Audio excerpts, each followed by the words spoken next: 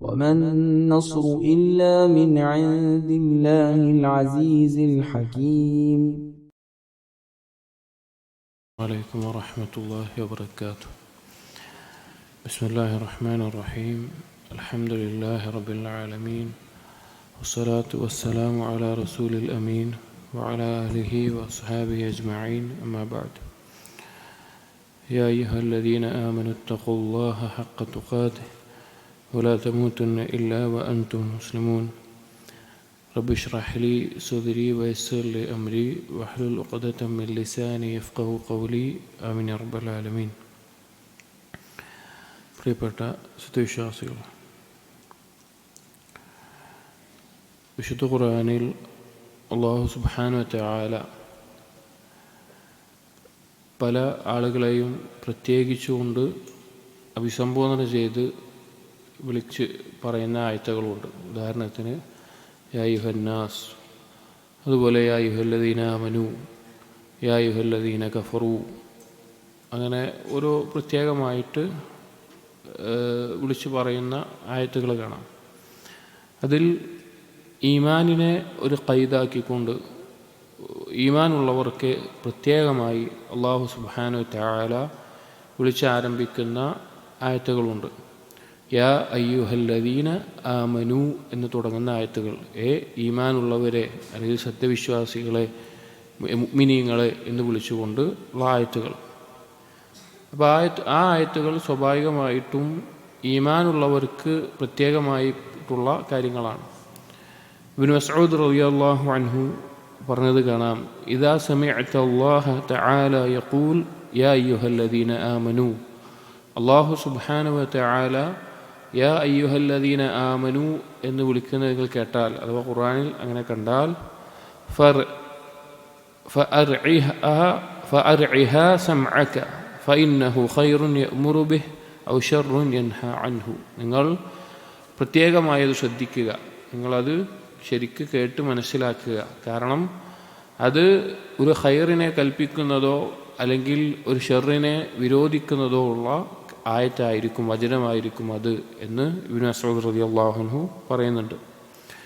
ഖുർആൻ പരിശോധിച്ചു കഴിഞ്ഞാൽ 88 ആയത്തുകളാണ് യാ അയ്യുഹല്ലദീന ആമനു എന്ന് തുടങ്ങുന്നതായിട്ടുള്ള ആയത്തുകൾ.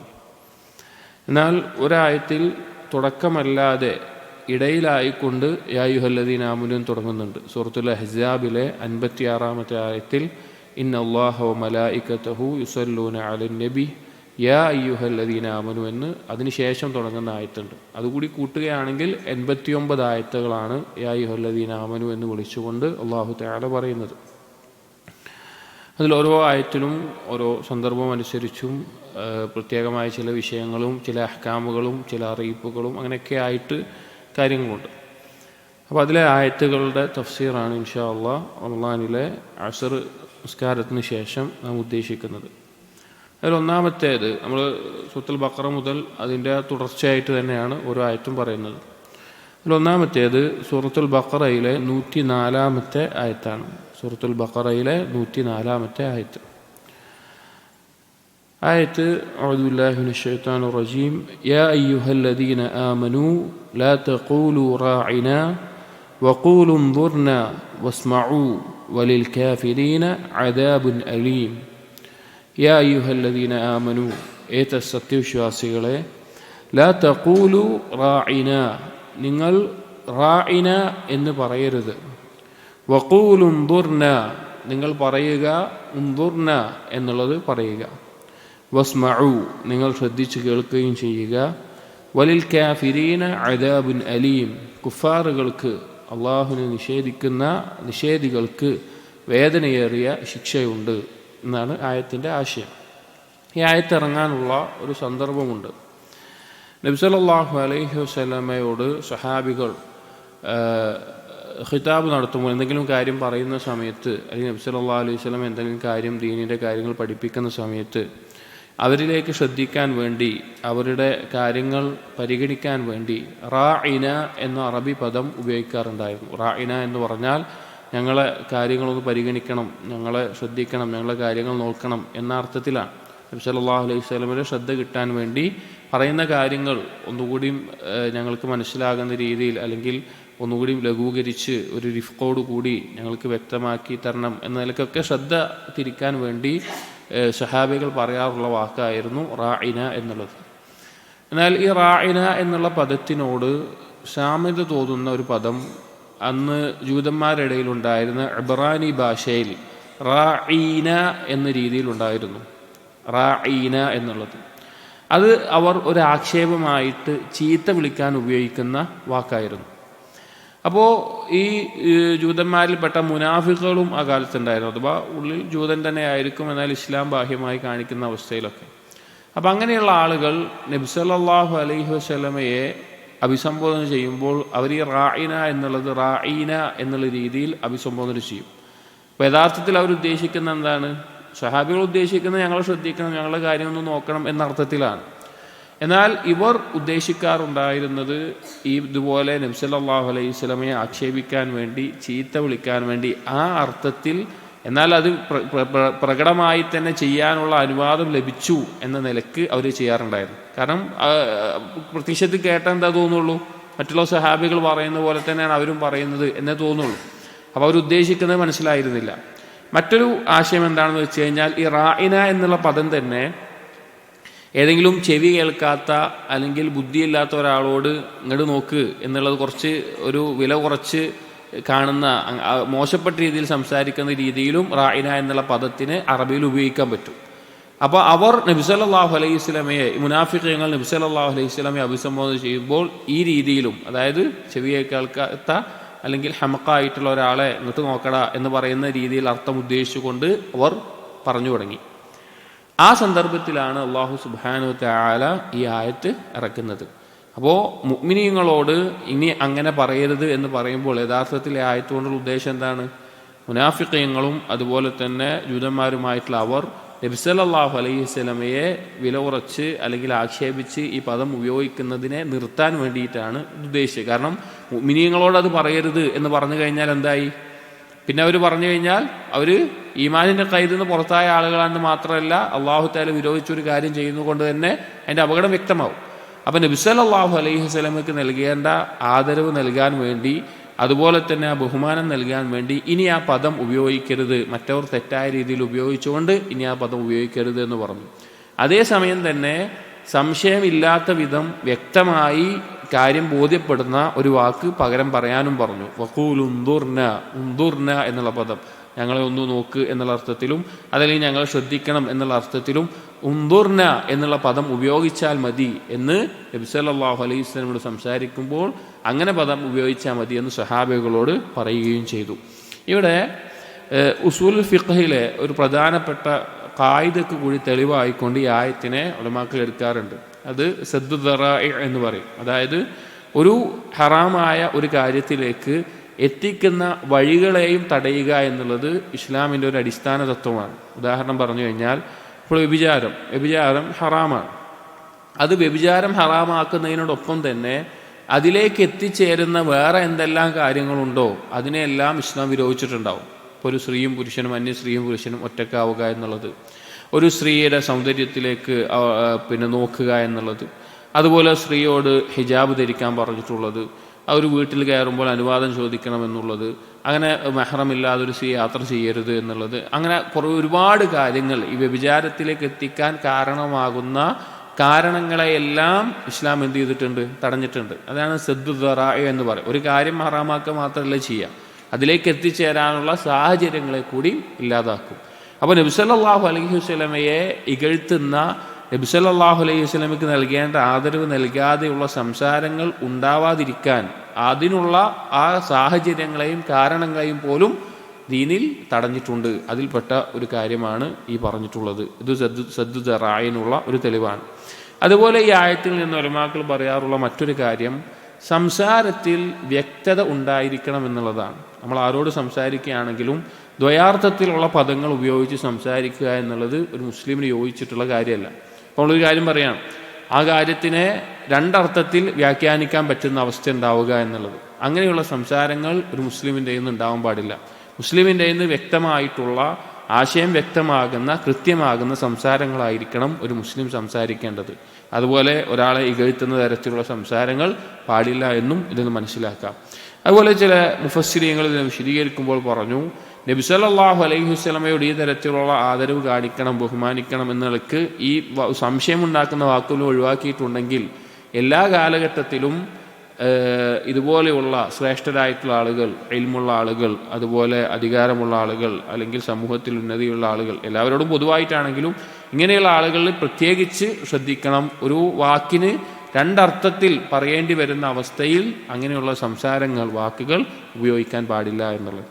എന്നിട്ട് അല്ലാഹു സുബ്ഹാനഹു വ തആല അത് പറഞ്ഞിട്ട് പറഞ്ഞു, വസ്മഉ, നിങ്ങൾ നബി സല്ലല്ലാഹു അലൈഹി വസല്ലം പറയുന്നത് ശ്രദ്ധിച്ച് കേൾക്കണം എന്നുകൂടി പറഞ്ഞു. കാരണം സഹാബികളോട് പറയാണ് നബി സല്ലല്ലാഹു അലൈഹി വസല്ലം പറയുന്ന കാര്യങ്ങൾ ശ്രദ്ധിച്ച് കേൾക്കുക എന്നുള്ളത്. നമുക്കറിയപ്പെട്ട കാര്യമാണ് നബി സല്ലല്ലാഹു അലൈഹി വസല്ലമയ്ക്ക് സമഉൻ തഅത്തും എപ്പോഴും ഉണ്ട് എന്നുള്ളത്.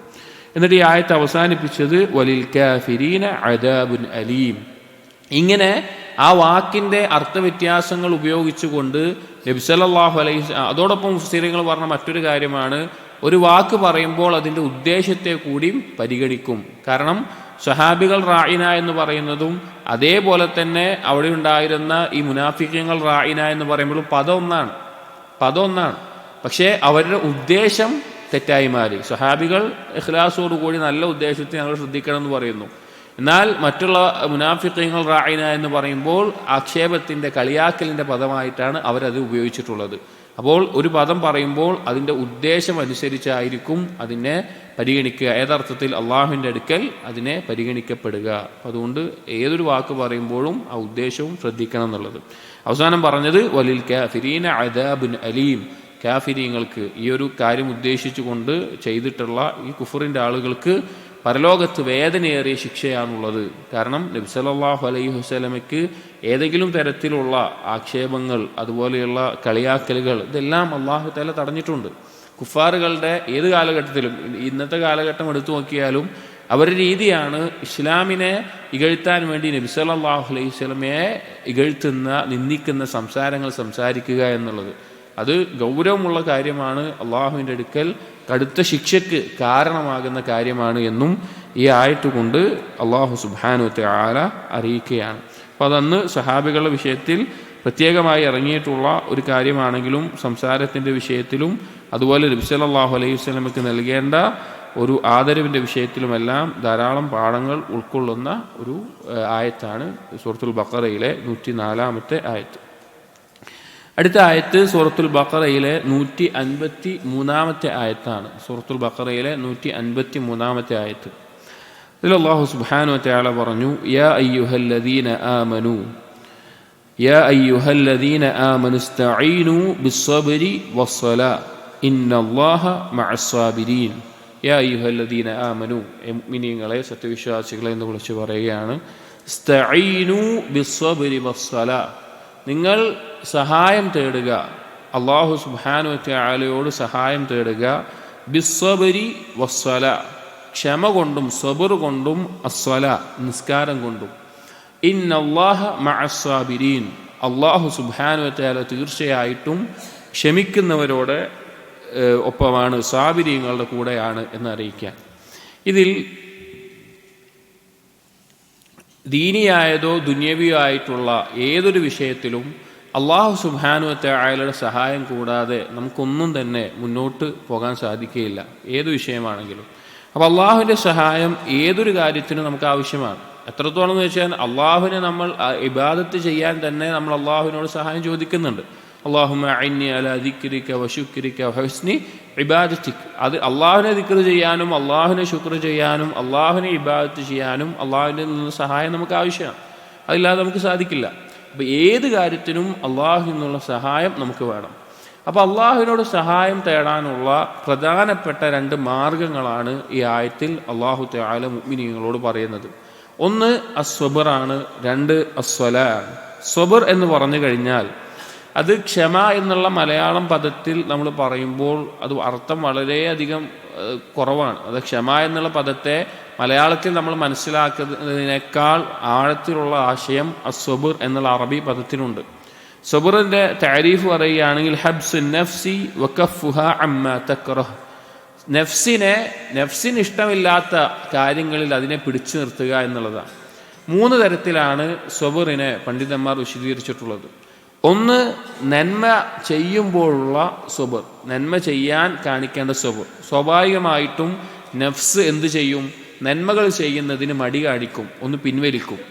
ചെയ്യേണ്ട, അല്ലെങ്കിൽ രാത്രി നിസ്കാരത്തിൽ നിൽക്കുമ്പോൾ ഉറങ്ങിക്കോ, അല്ലെങ്കിൽ വേറെ എന്തെങ്കിലും നന്മ ചെയ്യുമ്പോൾ അതിൽ നിന്ന് പിൻവലിക്കും. എന്നാൽ ആ സമയത്ത് ആ നന്മ ചെയ്യുക എന്നുള്ളത് സ്വബറാണ്. പക്ഷേ ആ സ്വബർ എന്നുള്ളതിനെ ക്ഷമ എന്നുള്ള പദത്തിൽ എങ്ങനെയാണ് വരിക? ക്ഷമ എന്നുള്ള അർത്ഥത്തിൽ മലയാളത്തിൽ പറയുമ്പോൾ കൊണ്ടുവരാൻ ബുദ്ധിമുട്ടാണ്. അതൊരു സ്വബറാണ്. രണ്ടാമത്തേത്, പാപം ചെയ്യാൻ നഫ്സ് പ്രേരിപ്പിക്കുന്ന സന്ദർഭത്തിൽ, അതിനോട് താല്പര്യം കാണിപ്പിക്കുന്ന സന്ദർഭത്തിൽ അതിനെ പിടിച്ചു നിർത്തുക, അത് ചെയ്യാതെ അതിനെ പിടിച്ചു നിർത്തുക എന്നുള്ളത് സ്വബറിൽപ്പെട്ടതാണ്.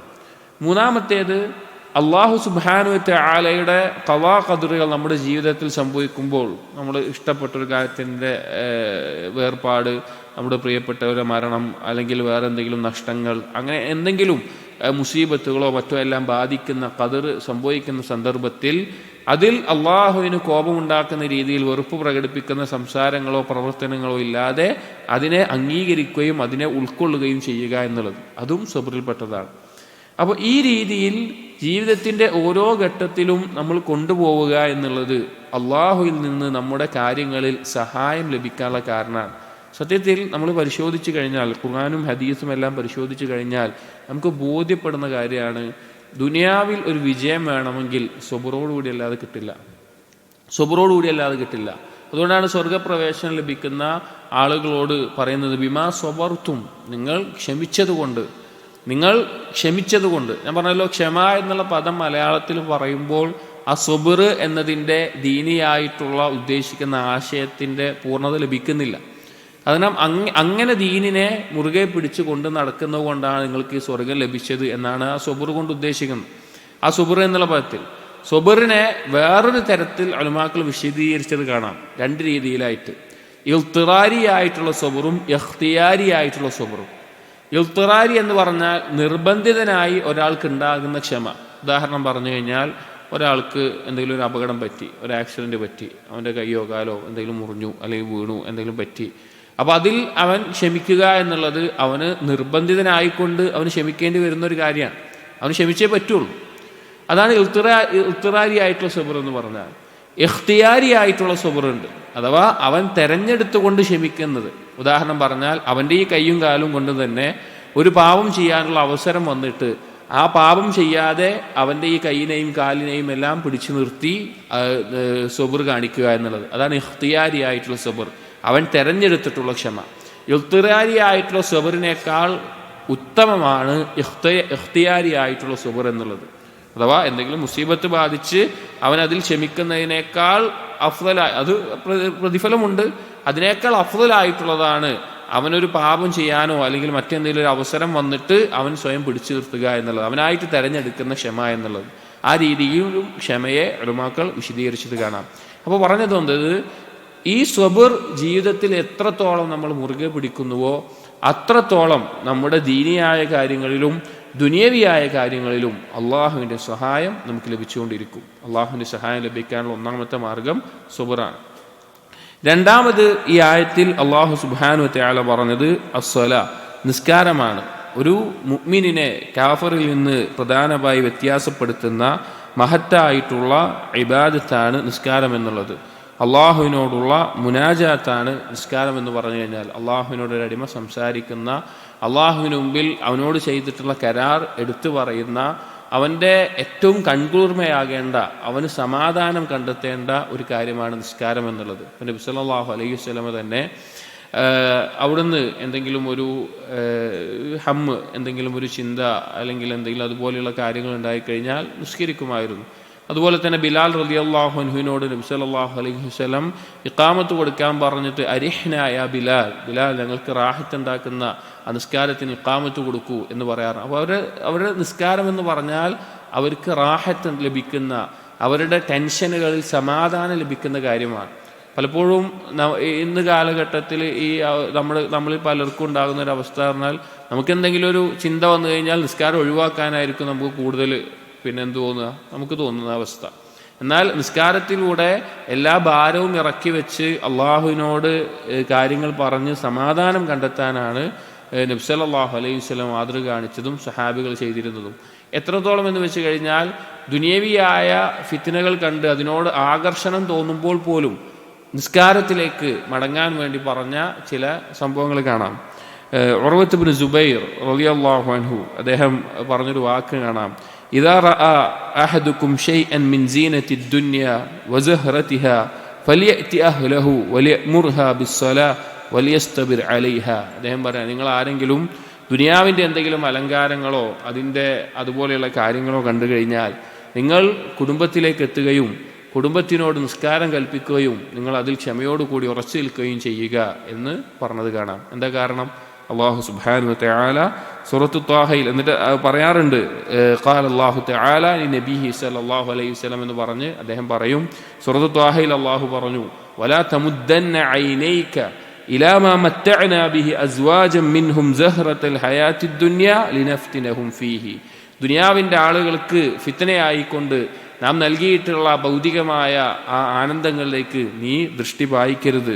വരിസ്ഖു റബ്ബിക ഖൈറും വഅബ്ഖാ, നിന്റെ റബ്ബിൻ്റെ റിസ്ഖാണ് ഏറ്റവും ഉത്തമമായിട്ടുള്ളത് എന്ന ആയത്ത് പറഞ്ഞിട്ട് അടുത്ത ആയത്തിൽ അല്ലാഹു പറഞ്ഞ എന്താണ്? വഅ്മുർ അഹ്ലക ബിസ്സലാ വസ്തബിർ അലൈഹാ, നീ നിന്റെ കുടുംബത്തിനോട് എന്തു ചെയ്യുക? നിസ്കാരം കൽപ്പിക്കുക, അതിൽ ക്ഷമയോടുകൂടി ഉറച്ചു നിൽക്കുക. അതായത് ഒരു മുഅ്മിനിന് അള്ളാഹുലേക്ക് അടുപ്പിക്കുന്ന ഏറ്റവും പ്രധാനപ്പെട്ട ഒരു കാര്യമാണ് നിസ്കാരം എന്നുള്ളത്. ആ നിസ്കാരം മുറുകെ പിടിക്കുക എന്നുള്ളത് നാളെ അള്ളാഹുവിനെ കാണാൻ, സ്വർഗത്തിൽ അള്ളാഹുവിനെ കാണാൻ കൂടുതൽ സഹായകമാകുന്ന കാര്യമായിട്ട് ഹദീസുകളിലൂടെ നബി സല്ലല്ലാഹു അലൈഹി വസല്ലം പറഞ്ഞു, ആർക്കെങ്കിലും അള്ളാഹുവിനെ കാണണമെന്ന് ആഗ്രഹിക്കുന്നുണ്ടെങ്കിൽ അല്ലെങ്കിൽ ആ ഒരു കാര്യത്തിന് നിസ്കാരത്തെ മുറുകെ പിടിക്കുക എന്ന് നബി സല്ലല്ലാഹു അലൈഹി വസല്ലം പറഞ്ഞ ഹദീസുകളുടെ ആശയത്തിലുണ്ട്.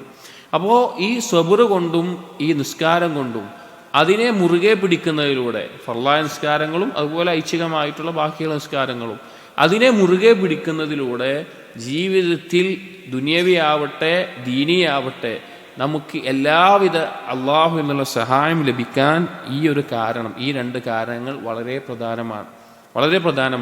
അതുകൊണ്ട് എപ്പോഴെങ്കിലും നമ്മുടെ ജീവിതത്തിൽ ഒരു ബുദ്ധിമുട്ടും തടസ്സം വരുന്ന രീതിയിൽ നമുക്ക് തോന്നുകയാണെങ്കിൽ, അല്ലെങ്കിൽ അള്ളാഹുവിൻ്റെ സഹായം ലഭിക്കുന്നില്ല എന്നൊരു തോന്നൽ നമുക്ക് ഉണ്ടാവുകയാണെങ്കിൽ നാം ഈ രണ്ട് കാര്യങ്ങളിലേക്ക് പ്രത്യേകം ശ്രദ്ധിക്കേണ്ടതാണ്. എന്നിട്ട് ഈ ആയത്ത് അവസാനിപ്പിക്കുന്നിടത്ത് അള്ളാഹു സുബ്ഹാനഹു വ തആല പറഞ്ഞു, ഇന്നല്ലാഹ മഅസ്സാബിരീൻ, തീർച്ചയായും അള്ളാഹു സുബ്ഹാനഹു വ തആല ക്ഷമിക്കുന്നവരോടൊപ്പമാണ് എന്ന് പറയുകയാണ്. ക്ഷമിക്കുന്നവരോടൊപ്പമാണ്. ഇവിടെ അള്ളാഹുവിൻ്റെ മഅയ്യത്ത്, അള്ളാഹുവിൻ്റെ സാമീപ്യത്തെ പറ്റി പറയാം. ഇവിടെ അള്ളാഹുവിൻ്റെ ഖാസായിട്ടുള്ള മഅയ്യത്താണ് പറയുന്നത്, പ്രത്യേകമായിട്ടുള്ളത്. അതായത് അള്ളാഹുവിൻ്റെ മഅയ്യത്ത് രണ്ട് തരത്തിലുണ്ടാകും. ഒന്ന് ആമായിട്ട് എല്ലാവരോടൊപ്പവും അള്ളാഹു ഉണ്ടാവും. അതായത് അത് കാഫിറായാലും നന്മ ചെയ്യുന്നവനാണെങ്കിലും തിന്മ ചെയ്യുന്നവനാണെങ്കിലും അവൻ ചെയ്യുന്ന കാര്യങ്ങൾ അറിഞ്ഞുകൊണ്ടും അതുപോലെ തന്നെ കേട്ടുകൊണ്ടും കണ്ടുകൊണ്ടും ഒക്കെ അള്ളാഹു അവനോടൊപ്പം ഉണ്ടാവും. എന്നാൽ ഖാസായിട്ട് പ്രത്യേകം ഒരാളെ സഹായിക്കാനും പിന്താങ്ങാനുമായി അള്ളാഹു ഒപ്പം ഉണ്ടാകും. അതിൽപ്പെട്ടൊരു ഗുണമാണ് സബുർ എന്നുള്ളത്. സബുർ കാണിക്കുന്നവരോടൊപ്പം അള്ളാഹു ഉണ്ടാകും. ഇമാം സഅദി റഹിമഹുല്ലാ ഇത് വിശദീകരിക്കുന്നിടത്ത് ചില മുഫസ്സിരീങ്ങളൊക്കെ പറഞ്ഞത് കാണാം, ഈ സബുർ കൊണ്ട് അള്ളാഹുവിൻ്റെ ഈ മഅയ്യത്ത് ലഭിക്കുക എന്നുള്ളത് മാത്രമാണ് എങ്കിൽ അത് മതിയായതാണ്. അത് മാത്രം മതി സബുർ കൊണ്ടുണ്ടാവുന്ന നേട്ടം, അല്ലെങ്കിൽ അത് മാത്രമുള്ളൂ എങ്കിൽ അത് തന്നെ മതിയായതാണ് എന്ന് പറഞ്ഞത് കാണാം. അപ്പോൾ സബുറും സ്വലാത്തും, ക്ഷമയും നിസ്കാരവും മുറുകെ പിടിക്കുക എന്നുള്ളത് അള്ളാഹുവിൻ്റെ സഹായം നമുക്ക് ലഭിക്കാൻ കാരണമാകുന്ന കാര്യമാണ്. അത് നമുക്ക് ഏതൊരു വിഷയത്തിലും നമുക്ക് ആവശ്യമായിട്ടുള്ള കാര്യമാണ്. എല്ലാവിധ വിജയവും ക്ഷമയുടെ അടിസ്ഥാനത്തിലാണുള്ളത്. ആ ക്ഷമിക്കുന്നവരോടൊപ്പം അള്ളാഹു സുബ്ഹാനഹു വ തആല ഉണ്ടാകും എന്നെല്ലാം ഈ ആയത്തിലൂടെ അറിയിക്കുകയാണ്. അടുത്ത ആയത്ത് വരുന്നത് സൂറത്തുൽ ബഖറയിലെ 172 ആയത്താണ്. സൂറത്തുൽ ബഖറയിലെ 172 ആയത്ത്.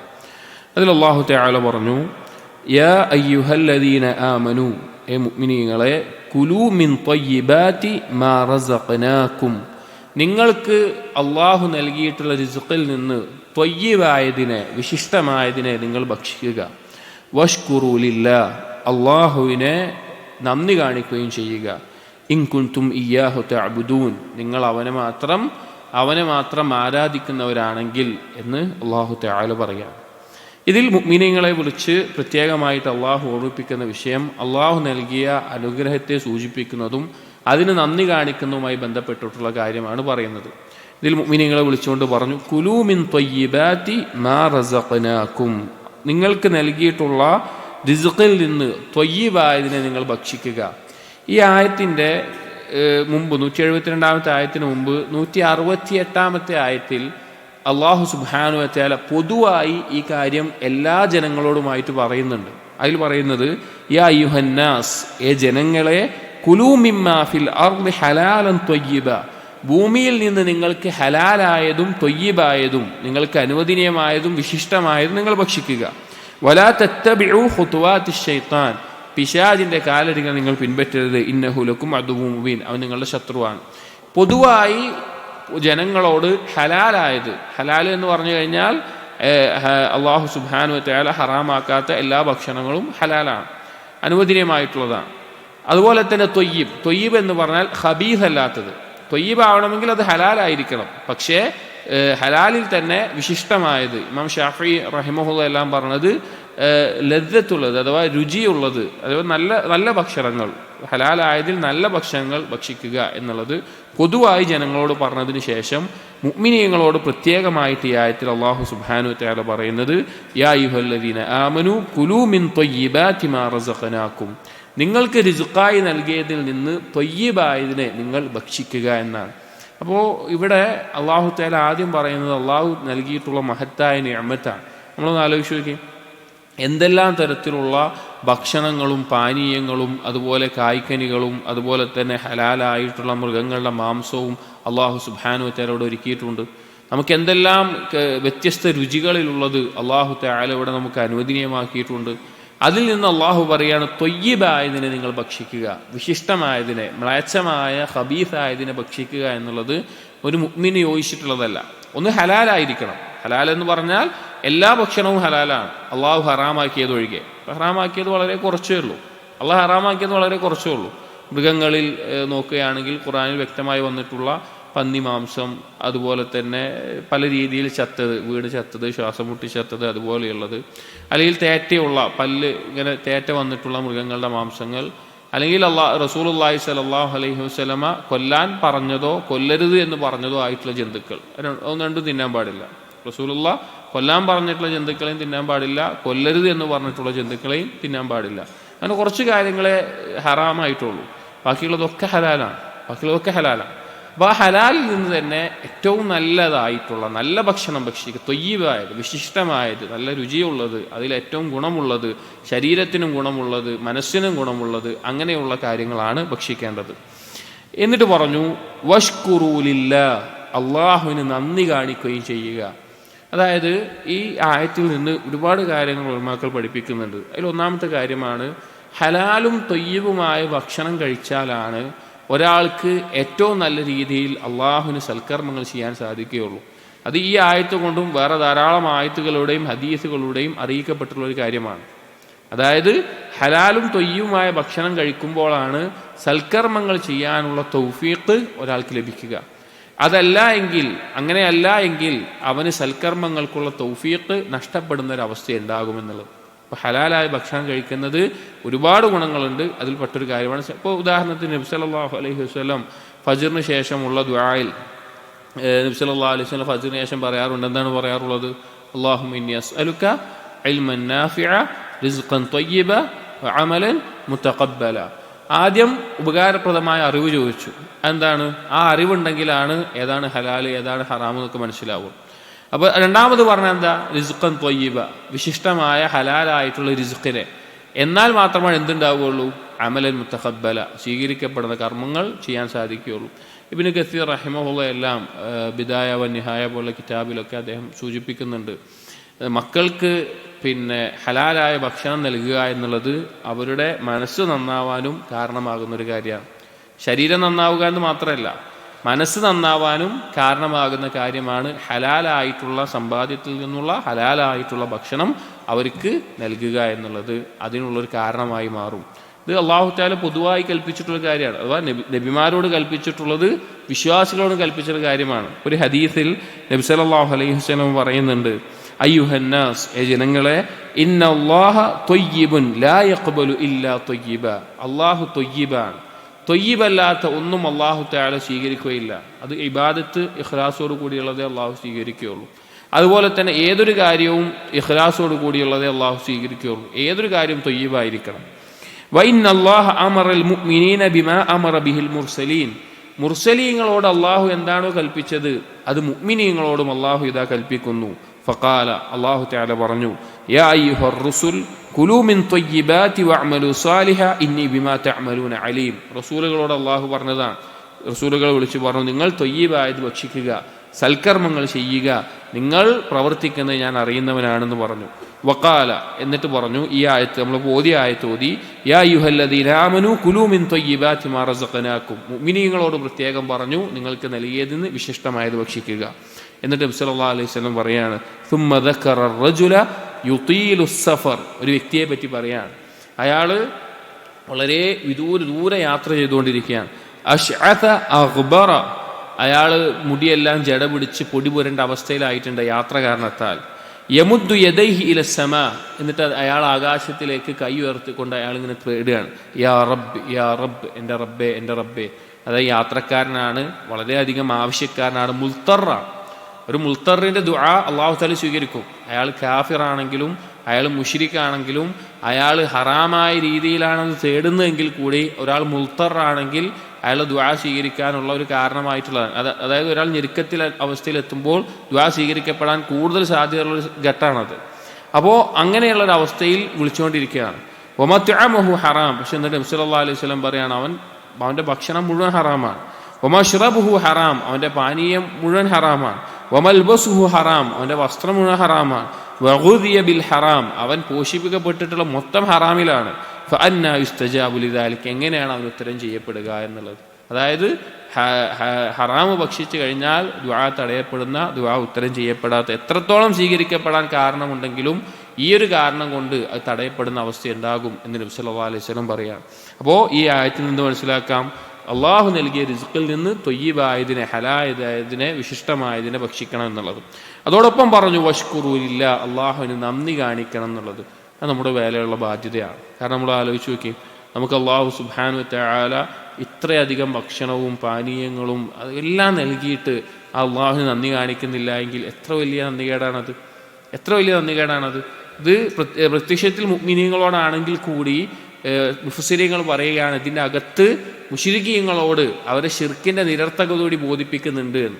കാരണം അവർ ആരെ ശിർക്ക് ചെയ്താലും ആരെ പങ്കു ചേർത്താലും അവർക്കൊന്നും എന്ത് കഴിയില്ല, റിസ്ക് നൽകാൻ കഴിയില്ല, ഉറപ്പാണ്, ഒരാൾക്ക് സാധിക്കില്ല. അല്ലാഹു തആല ഖുർആനിൽ ചോദിക്കുന്നില്ലേ, യാ അയ്യുഹന്നാസ് ഉദ്കുറൂ നിഅമത്തല്ലാഹി അലൈക്കും ഹൽ മിൻ ഖാലിഖിൻ ഗൈറുല്ലാഹി യർസുഖുകും മിനസ് സമാഇ വൽ അർദ്.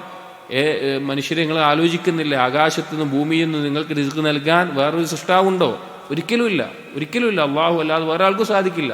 അപ്പോൾ അള്ളാഹുവിന് നന്ദി കാണിക്കണം. എന്താണ് നന്ദി കാണിക്കുക എന്ന് പറഞ്ഞാൽ, അതിന് വാക്കുകൊണ്ടുള്ള നന്ദി മാത്രമല്ല, അള്ളാഹുവിൻ്റെ ഭക്ഷണം കഴിച്ച് അള്ളാഹുവിനെ ധിക്കരിക്കുന്ന കാര്യങ്ങൾ ചെയ്യാൻ നിൽക്കരുത്. അള്ളാഹുവിൻ്റെ ഭക്ഷണം കഴിച്ച് അള്ളാഹുവിൻ്റെ കൽപ്പന അനുസരിക്കാതിരിക്കുകയും അള്ളാഹു വിരോധിച്ച് ചെയ്യുകയും ചെയ്യുന്ന അവസ്ഥ ഉണ്ടാകരുത്. അള്ളാഹു നൽകിയ ഭക്ഷണം കഴിച്ചിട്ട് അള്ളാഹു കൽപ്പിച്ച കാര്യങ്ങൾ ചെയ്യുന്നില്ല എങ്കിൽ നന്ദികേടാണ്. അള്ളാഹു ചെയ്യരുത് എന്ന് പറഞ്ഞ കാര്യം ചെയ്യുന്നുണ്ടെങ്കിൽ നന്ദികേടാണ്. അള്ളാഹു നൽകിയ ഭക്ഷണം കഴിച്ചിട്ട് അള്ളാഹുവിനനുസരിച്ച് ജീവിക്കുക എന്നുള്ളതാണ് അള്ളാഹുവിന് കാണിക്കുന്ന നന്ദിയുടെ പ്രധാനപ്പെട്ട ഭാഗം. എന്നിട്ട് ഈ ആയത്ത് അവസാനിപ്പിച്ചത് ഇൻ കുൻതും ഇയ്യാഹു തഅബുദൂൻ, നിങ്ങൾ അവനെ മാത്രം ആരാധിക്കുന്നവരാണെങ്കിൽ എന്ന് പറഞ്ഞു. ഇതിൽ മുഫസ്സിരീങ്ങൾ പറഞ്ഞു, അള്ളാഹുവിന് ശുക്ർ കാണിക്കാത്തവൻ, അള്ളാഹു നൽകിയ നിഅമത്തുകൾക്ക് നന്ദി കാണിക്കാത്തവൻ അള്ളാഹുവിനെ ഇബാദത്ത് ചെയ്തവനാകുന്നില്ല. അള്ളാഹുവിനെ ആകണമെങ്കിൽ അവൻ അള്ളാഹുവിനെ നന്ദി കാണിക്കുന്ന ഒരാളായിരിക്കണം എന്ന് ഈ ആയത്തിൽ നിന്ന് പ്രത്യേകം പറഞ്ഞു. സഹോദരങ്ങളെ, ശുക്ർ എന്നുള്ളത് നമുക്കിപ്പോൾ ലഭിച്ചുകൊണ്ടിരിക്കുന്ന നിഅമത്തുകളെ നിലനിർത്താനും ഇനി ലഭിക്കാത്ത നിഅമത്തുകൾ ലഭിക്കാനും കാരണമാകുന്നൊരു കാര്യമാണ്. എന്നാൽ കുഫർ, നന്ദികേട് കാണിക്കുക എന്നുള്ളത് ഇപ്പോഴുള്ള നിഅമത്തുകൾ ഇല്ലാതാകാനും ഇനി വരാൻ പോകുന്നതിനെ തടയാനും കാരണമാകുന്ന കാര്യമാണ് നന്ദികേട് കാണിക്കുക എന്നുള്ളത്. അള്ളാഹു നൽകിയ ഓരോ അനുഗ്രഹത്തിൻ്റെയും വില നമുക്ക് മനസ്സിലാകണമെങ്കിൽ അത് നഷ്ടപ്പെടുന്ന ഒരവസ്ഥയിലേ നമുക്കത് ബോധ്യപ്പെടുകയുള്ളൂ. ഇപ്പം നമ്മൾ കണ്ണിന് കാഴ്ച ഉണ്ട്, അതിൻ്റെ വില നമുക്ക് മനസ്സിലാവുക എപ്പോഴാണ്? അത് നഷ്ടപ്പെടുമ്പോഴേ മനസ്സിലാവുകയുള്ളൂ. അതുപോലെ ഓരോ കാര്യവും, ഇപ്പോൾ ഭക്ഷണം കഴിക്കാൻ സാധിക്കുന്നുണ്ട്, വെള്ളം കുടിക്കാൻ സാധിക്കുന്നുണ്ട്. നമ്മളൊന്ന് ആലോചിച്ച് നോക്കി, ഇപ്പോൾ കിഡ്നിക്കൊക്കെ രോഗം ബാധിച്ച ആളുകളുണ്ടാവും. അവർക്കൊക്കെ ഡോക്ടർമാർ ഒരു കണക്ക് കൊടുക്കും, ഒരു 1/2 ലിറ്റർ വെള്ളം ഒരു ദിവസം കുടിക്കാൻ പാടുള്ളൂ, അതിൽ കൂടുതൽ കുടിക്കാൻ പാടില്ല, കൂടുതൽ കുടിച്ചാൽ കിഡ്നിക്ക് പ്രശ്നമാണ് എന്ന് പറഞ്ഞിട്ട് അവർ കണക്ക് കൊടുക്കും. നമ്മളൊന്ന് ആലോചിച്ച് നോക്കി. അങ്ങനെ ഒരു അള്ളാഹു തആല എത്ര വേണമെങ്കിലും കുടിക്കാനുള്ള ഒരു അവസരം തന്നിട്ട്, നമുക്കത് വിശാലമായി തന്നിട്ട്, അങ്ങനെ ഒരു നിബന്ധന വരുന്ന അവസ്ഥ ആലോചിച്ച് നോക്കി. അപ്പോൾ അള്ളാഹു സുബ്ഹാനഹു വ തആല നൽകുന്ന നിഅമത്തുകൾ അത് ചെറുതാണെങ്കിലും അത് നന്ദി കാണിക്കണം. വേറൊരു കാര്യം ഈ ആയത്തിൽ നിന്ന് മുഫസ്സിരീങ്ങൾ എടുത്ത് പറഞ്ഞിട്ടുള്ളൊരു കാര്യം ഇബാദത്ത് എന്നുള്ള ആ കാര്യത്തിൻ്റെ വിശാലതയാണ്. ചില ആളുകൾ ഇബാദത്ത് എന്ന് പറഞ്ഞാൽ വെറും നിസ്കാരം, നോമ്പ്, അങ്ങനെയുള്ള കാര്യങ്ങൾ മാത്രമാണ് എന്ന് വിചാരിക്കാറുണ്ട്. എന്നാൽ ദൈനംദിന ജീവിതത്തിലെ നമ്മൾ ഭക്ഷണം കഴിക്കുന്നതും അതിന് അള്ളാഹു നന്ദി കാണിക്കുന്നതും അങ്ങനെ തുടങ്ങിയ എല്ലാ കാര്യങ്ങളും ഇബാദത്തിൻ്റെ ഭാഗമാണ് എന്ന് അറിയിക്കുന്നുണ്ട് ഈ ആയത്തിൽ. കാരണം ഭക്ഷണം കഴിക്കുന്നതിന് നന്ദി കാണിക്കണമെന്ന് പറഞ്ഞിട്ട് അവസാനിപ്പിച്ച എന്താ? ഇൻ കുൻതും ഇയ്യാഹു തഅബുദൂൻ, നിങ്ങൾ അവരെ ആരാധിക്കുന്നവനാണെങ്കിൽ. അതായത് ഭക്ഷണം കഴിക്കുമ്പോൾ നന്ദി കാണിക്കുന്നതാവട്ടെ, ഉറങ്ങി എഴുന്നേൽക്കുമ്പോൾ അള്ളാഹുവിനെ സ്തുതിക്കുന്നതാവട്ടെ, ദുആ പറയുന്നതാവട്ടെ, ഒന്ന് തുമ്മിയാൽ അള്ളാഹുവിനെ സ്തുതിക്കുന്നതാവട്ടെ, അതൊക്കെ എന്താണ്? അതെല്ലാം ഇബാദത്തിൻ്റെ ഭാഗമാണ്. 5 വക്ത് നിസ്കാരം മാത്രമോ റമളാനിൽ നോമ്പ് മാത്രമോ അല്ല. ഇബാദത്ത് എന്നുള്ള പദത്തിൻ്റെ അകത്ത് വരുന്ന കാര്യങ്ങൾ ദൈനംദിന ജീവിതത്തിലെ എല്ലാ മേഖലയിലും ഇബാദത്ത് ഉൾക്കൊള്ളുന്നുണ്ട്. അതിൽ പ്രധാനപ്പെട്ട കാര്യമാണ് അള്ളാഹുവിന് നന്ദി കാണിക്കുക എന്നുള്ളത്. ഈ കാര്യങ്ങൾ ഈ ആയത്തിൻ്റെ അടിസ്ഥാനത്തിൽ ഉലമാക്കൾ വിശദീകരിക്കുന്ന കാര്യമാണ്. അപ്പോൾ അള്ളാഹു സുബ്ഹാനഹു വ തആല നൽകുന്ന മഹത്തായ അനുഗ്രഹമായിട്ടുള്ള ഭക്ഷണത്തിനെ കുറിച്ച് ഇതിൽ സൂചിപ്പിക്കുന്നുണ്ട്. അതിൽ ഹലാലും തൊയ്യിബും ഭക്ഷിക്കണമെന്നും അതിന് നന്ദി കാണിക്കണമെന്നും അത് ഇബാദത്തിൻ്റെ ഭാഗമാണ് എന്നും ഈ ആയത്തിലൂടെ അറിയിക്കുന്നു. വിശുദ്ധ ഖുർആനിൽ യാ അയ്യുഹല്ലദീന ആമനു എന്നാരംഭിക്കുന്ന ആയത്തുകളിൽ 4-ാമത്തെ ആയത്ത് സൂറത്തുൽ ബഖറയിലെ 178-ാമത്തെ ആയത്താണ്. അഊദു ബില്ലാഹി മിനശ് ശൈത്വാനിർ റജീം. يا أيها الذين آمنوا كتب عليكم القصاص في القتلى الحر بالحر والعبد بالعبد والأنثى بالأنثى فمن عفي له من أخيه شيء فاتباع بالمعروف وأداء إليه بإحسان ذلك تخفيف من ربكم ورحمة فمن اعتدى بعد ذلك فله عذاب أليم. ഈ ആയത്തിൽ ഖിസാസുമായി ബന്ധപ്പെട്ട്, അഥവാ കൊലപാതകം നടത്തിയാൽ ഒരു മുസ്ലിം മറ്റൊരു മുസ്ലിമിനെ വധിക്കുന്ന സന്ദർഭത്തിൽ വേണമെന്നുകൊണ്ട്, അബദ്ധത്തിലല്ല അറിഞ്ഞുകൊണ്ട് തന്നെ കൊല ചെയ്യുന്നതിൽ നടപ്പിലാക്കേണ്ട തുല്യ ശിക്ഷയുമായി ബന്ധപ്പെട്ട് ഇറങ്ങിയ ആയത്താണ്. യാ അയ്യുഹല്ലദീന ആമനു, ഈ സത്യവിശ്വാസികളെ എന്ന് വിളിച്ചു പറയുകയാണ്. കുതിബ അലൈക്കുമുൽ ഖിസാസു ഫിൽ ഖത്ല, കൊലപാതകത്തിൽ, കൊല നടത്തുന്ന വിഷയത്തിൽ നിങ്ങളുടെ മേലെ തുല്യ ശിക്ഷ നടപ്പിലാക്കണമെന്ന് നിയമമാക്കുന്നു. കുത്തിബ എന്ന് ഉദ്ദേശിക്കുന്നത് നിർബന്ധമാക്കുന്നു എന്നുള്ള അർത്ഥത്തിലാണ്. ഇവിടെ ഖിസാസ് എന്ന് പറഞ്ഞാൽ തുല്യ ശിക്ഷ എന്നെല്ലാം പറയാം. അതായത് കൊലപാതകത്തിന് തിരിച്ച് വധശിക്ഷ നടപ്പിലാക്കുക, അതാണ് നിർബന്ധം എന്നല്ല അതിൻ്റെ ഉദ്ദേശം. നീതിപൂർവമായിട്ടുള്ള സമത്വത്തിലുള്ള ഒരു ശിക്ഷ നടപ്പിലാക്കണം എന്നതാണ്. ഈ ആയത്ത് ഇറങ്ങാനുള്ളൊരു കാരണം എന്താണെന്ന് വെച്ച് കഴിഞ്ഞാൽ, ഈ കൊലപാതകത്തിന് പകരം കൊല നടപ്പിലാക്കുക എന്നുള്ളത് അന്ന് അറബികളിലും അതുപോലെ അഹ്ലുൽ കിതാബുകാർക്കിടയിലുമെല്ലാം നടപ്പിലുണ്ടായിരുന്ന ശിക്ഷാക്രമം തന്നെയാണ്. പക്ഷേ അവർ അതിൽ പല രീതിയിലുള്ള കൃത്രിമം കാണിച്ചിരുന്നു. ഉദാഹരണത്തിന് അവരുടെ കൂട്ടത്തിൽ ഉന്നതിയിലുള്ള ഒരാളെ താഴ്ന്ന നിലവാരത്തിലുള്ള ഒരാൾ വധിക്കുകയാണ് എങ്കിൽ അതിന് പകരമായി ഒന്നിൽ കൂടുതൽ ആളുകളെ വധിച്ചിരുന്നു. അതുപോലെ ഒരു അടിമ വേറെ ആരെങ്കിലും കൊല്ലുകയാണെങ്കിൽ അടിമയുടെ ഉടമയെ, യജമാനനെ വധിച്ചിരുന്നു. അല്ലെങ്കിൽ ഒരു സ്ത്രീ വേറെ ആരെങ്കിലും കൊന്നതിലാണെങ്കിൽ ആ സ്ത്രീയുടെ ഭർത്താവിനെയോ അല്ലെങ്കിൽ അടുത്ത കുടുംബക്കാരെയോ പകരം വധിച്ചിരുന്നു. അല്ലെങ്കിൽ വലിയ ഉന്നത സ്ഥാനത്തുള്ള ആളുകൾ താഴ്ന്ന നിലയിലുള്ള ആളുകളെ വധിച്ചിട്ടുണ്ടെങ്കിൽ എന്തെങ്കിലും കാര്യങ്ങളൊക്കെ പറഞ്ഞ് അത് ആ ശിക്ഷ നടപ്പിലാക്കാതെ ഒഴിവാക്കിയെടുക്കുമായിരുന്നു. അങ്ങനെ നീതിയിലല്ല ആ ഒരു നടപടി അവിടെ നടത്തിയിരുന്നത്. അപ്പോൾ അല്ലാഹു സുബ്ഹാനഹു വ തആല ആ വിഷയത്തിൽ കൃത്യമായിട്ടുള്ള നീതിപൂർവമുള്ള ശിക്ഷ നടപ്പിലാക്കണം എന്ന് പറഞ്ഞുകൊണ്ടാണ് ഈ ആയത്ത് ആരംഭിക്കുന്നത്. ഇതിൽ ഫിൽ ഖത്ല, കൊലപാതകത്തിൻ്റെ വിഷയത്തിലാണ് പ്രത്യേകമായി പറയുന്നത്. നമുക്കറിയാം, ഇസ്ലാമിൽ വ്യക്തിപരമായിട്ടുള്ള മനുഷ്യൻ എന്ന് പറഞ്ഞു കഴിഞ്ഞാൽ അവൻ പ്രകൃതിയ വാലിമുൻ ജാഹിലുമാണ് എന്ന് അല്ലാഹു സുബ്ഹാനഹു വ തആല അറിയിച്ചിട്ടുള്ള കാര്യമാണ്. അവൻ അക്രമം ചെയ്യുന്നവനും വിഡ്ഢിയായിട്ടുള്ളവനുമാണ്. അപ്പോൾ അവൻ്റെ ആ പ്രവർത്തനങ്ങളെ നിയന്ത്രിക്കാനും അത് കൃത്യമായ രീതിയിൽ നല്ല രീതിയിൽ മുന്നോട്ട് കൊണ്ടുപോകാനും അള്ളാഹു സുബ്ഹാനഹു വ തആല നിയമവ്യവസ്ഥ ഇറക്കിയിട്ടുണ്ട്. അതിൽ വ്യക്തിപരമായി അവൻ ചെയ്യുന്ന തെറ്റുകളുണ്ട്, അള്ളാഹുവിനോട് ചെയ്യുന്ന തെറ്റുകളുണ്ട്, മറ്റുള്ള സൃഷ്ടികളോട് ചെയ്യുന്ന തെറ്റുകളുണ്ട്. അള്ളാഹുവിനോട് ചെയ്യുന്ന തെറ്റുകളിലും അതുപോലെ തന്നെ വ്യക്തിപരമായ തെറ്റുകളിലും അവന് തൗബ ചെയ്യാനും അതുപോലെയുള്ള കാര്യങ്ങൾക്ക് അവസരം അള്ളാഹു നൽകിയിട്ടുണ്ട്. എന്നാൽ മറ്റുള്ള സൃഷ്ടികളോട് അവൻ ചെയ്യുന്ന ഈ തെറ്റുകളിൽ മറ്റുള്ള ആളുകളെ ഇതുപോലെ കൊലപാതകം അല്ലെങ്കിൽ അതുപോലെ വേറൊരാളുടെ ഭാര്യയുമായി വ്യഭിചരിക്കുക, അങ്ങനെയുള്ള ധാരാളം കട്ടെടുക്കുക, അതുപോലെയുള്ള എല്ലാ പാപങ്ങൾക്കും കൃത്യമായ ശിക്ഷാ നടപടി ഇസ്ലാം പഠിപ്പിച്ചിട്ടുണ്ട്. ഇസ്ലാമിൻ്റെ ശിക്ഷാ നടപടി എന്ന് പറഞ്ഞു കഴിഞ്ഞാൽ അത് നീതി നടപ്പിലാക്കാനും അതുപോലെ തന്നെ മറ്റുള്ള ആളുകൾക്ക് ഒരു പാഠമാകാനും വേണ്ടിയിട്ടാണ്. അതുകൊണ്ടാണ് പല ശിക്ഷാ നടപടികളും നടത്തുമ്പോൾ ഒരു കൂട്ടം ആളുകൾ അതിന് സാക്ഷിയായി ഉണ്ടാകണം എന്ന് പറയാനുള്ള കാരണം ഇങ്ങനെയൊരു ശിക്ഷ ഉണ്ടാകും എന്നുള്ള, ദുനിയാവിൽ തന്നെ അങ്ങനെ ഒരു ശിക്ഷ ഉണ്ടാകും എന്നുള്ള ഭയം കൊണ്ട് തന്നെ മറ്റുള്ള ആളുകൾ അവർ ഇതുപോലെയുള്ള തെറ്റുകളിൽ നിന്ന് പിൻവാങ്ങാനൊക്കെ വേണ്ടിയിട്ടാണ് അതുപോലെയുള്ള ശിക്ഷാ നടപടികൾ ആളുകളുടെ മുമ്പിൽ വെച്ച് നടപ്പിലാക്കുന്നത്. കൊലപാതകം എന്നുള്ളത് വളരെ ഗൗരവമേറിയിട്ടുള്ളൊരു പാപമാണ്.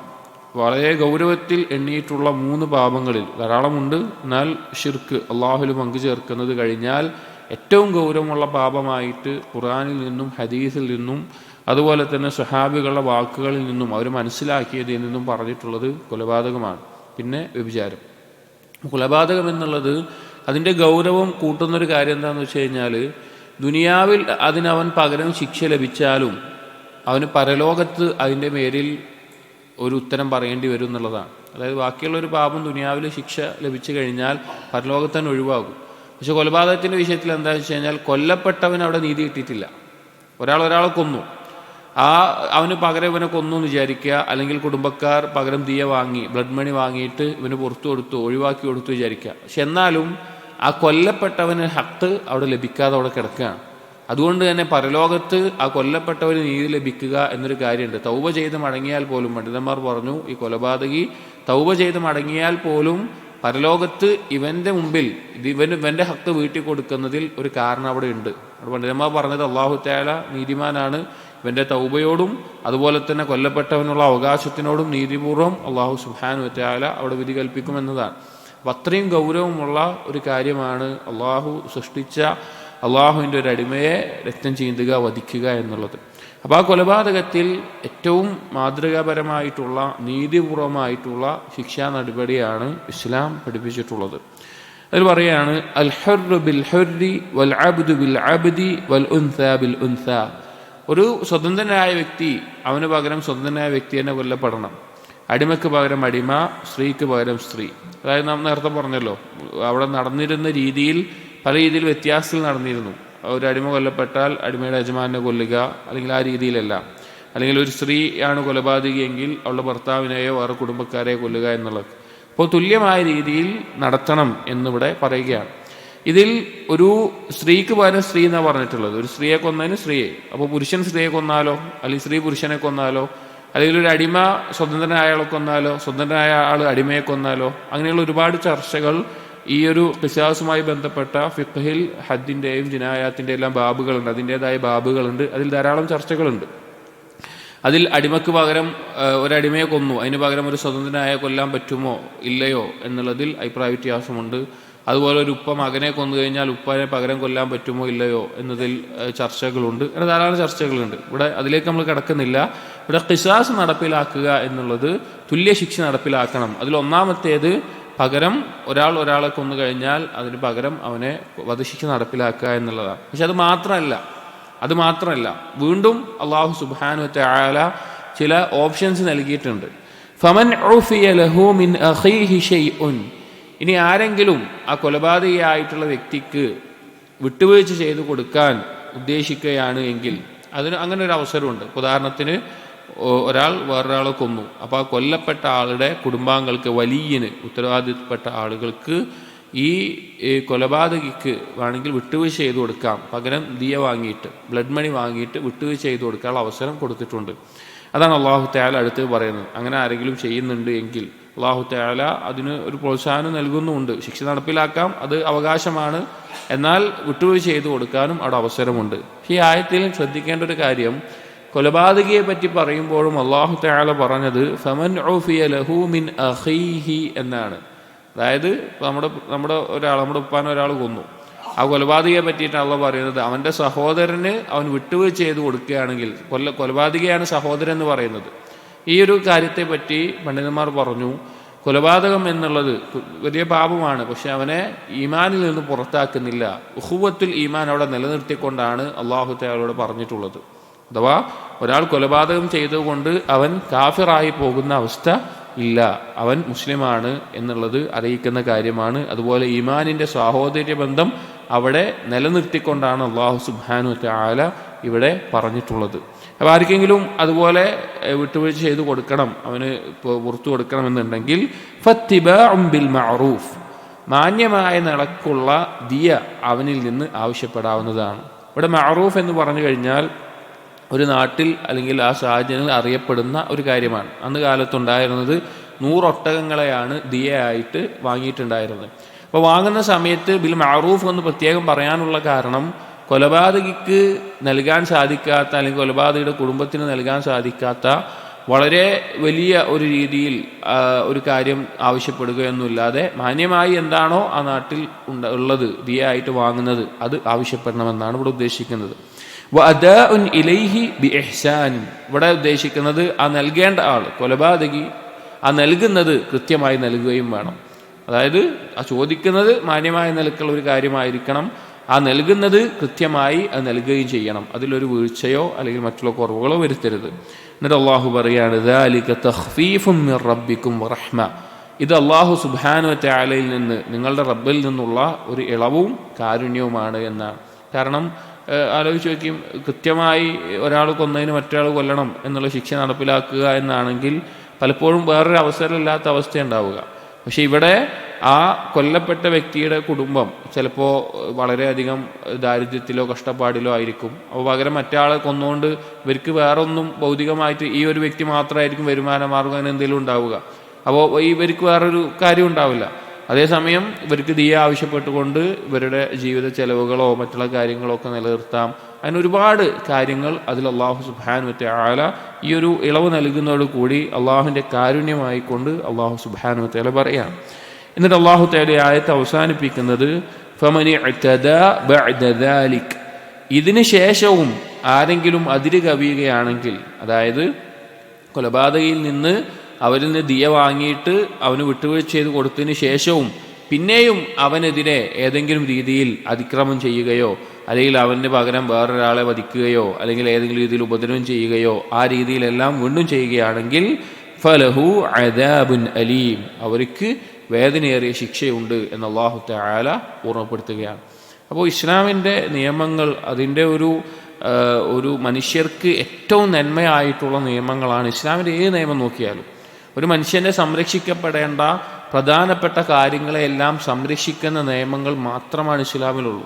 ചില ആളുകൾ ഈ വധശിക്ഷ നടപ്പിലാക്കുന്നത് അതുപോലെയുള്ള കാര്യങ്ങളൊക്കെ ഒരു പഴഞ്ചൻ പ്രാകൃത നിയമങ്ങളാണ് എന്ന് പറഞ്ഞ് ചില നാടുകളിൽ ഉണ്ടായിരുന്നത് അവർ ഒഴിവാക്കുകയും പിന്നീട് അവർക്ക് വീണ്ടും കൊണ്ടുവരേണ്ടി വരികയും ചെയ്യുന്നതൊക്കെ കണ്ടിട്ടുണ്ട്.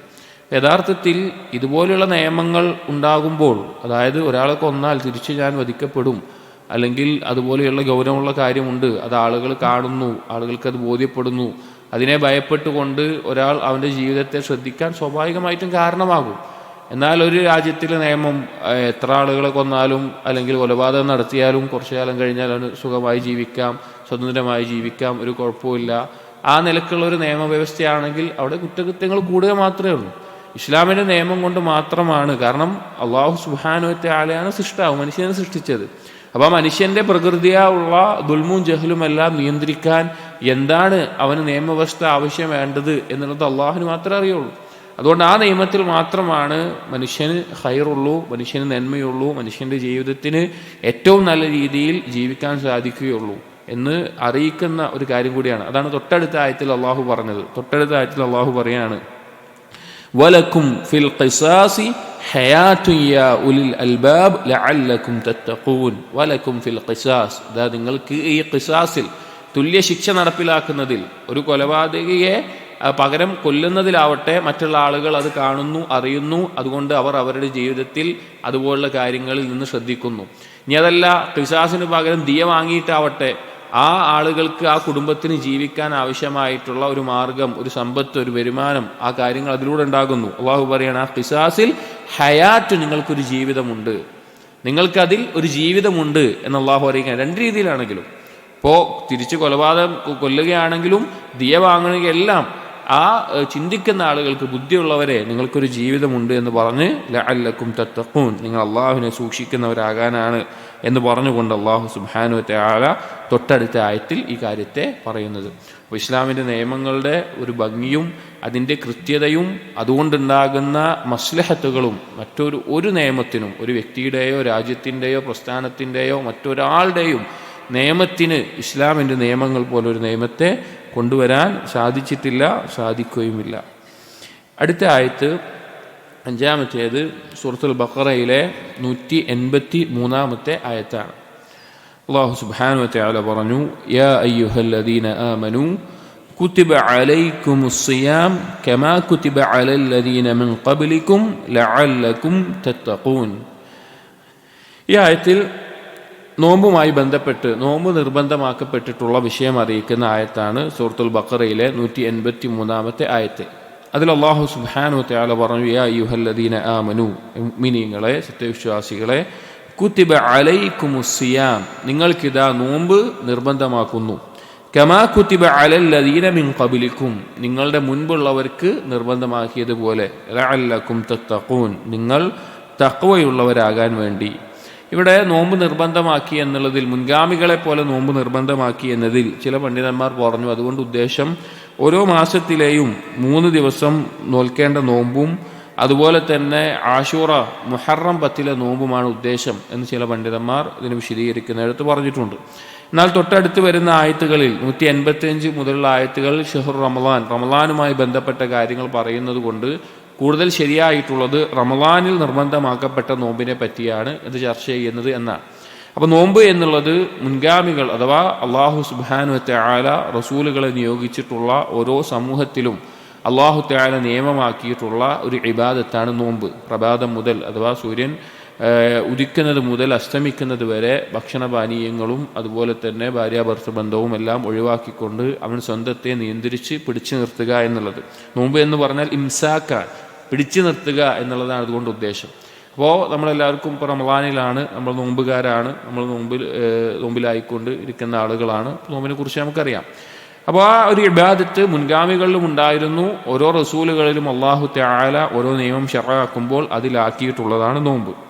അവസാനം ഈ ആയത്തിൽ അല്ലാഹു തആല പറയുന്നത് ലഅല്ലക്കും തത്തഖൂൻ, നിങ്ങൾ തഖ്വയുള്ളവരാകാൻ വേണ്ടിയിട്ട് എന്നാണ്. ഇവിടെ പണ്ഡിതന്മാർ ഇതിന് വിശദീകരിക്കുന്നിടത്ത് പറഞ്ഞു, തഖ്വയുണ്ടാകാനുള്ള ഏറ്റവും വലിയൊരു കാരണമാണ് നോമ്പ് നോൽക്കുക എന്നുള്ളത്. തഖ്വ എന്ന് പറഞ്ഞാൽ എന്താ?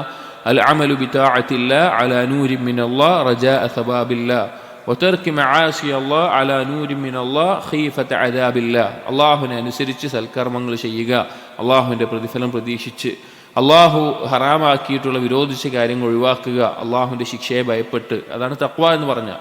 അപ്പോൾ നമ്മൾ തഖ്വ അല്ലാഹുവിനെ സൂക്ഷിച്ച് അനുസരിച്ച് പാപങ്ങൾ ഒഴിവാക്കി ജീവിക്കണമെങ്കിൽ അതിന് നമ്മെ സഹായിക്കുന്ന, നമുക്ക് പ്രേരകമേകുന്ന ഏറ്റവും വലിയൊരു കാരണമാണ് നോമ്പ്. അപ്പോൾ നമ്മൾ എൻ്റെ ജീവിതത്തിലൊന്ന് പരിശോധിച്ചാൽ മതി.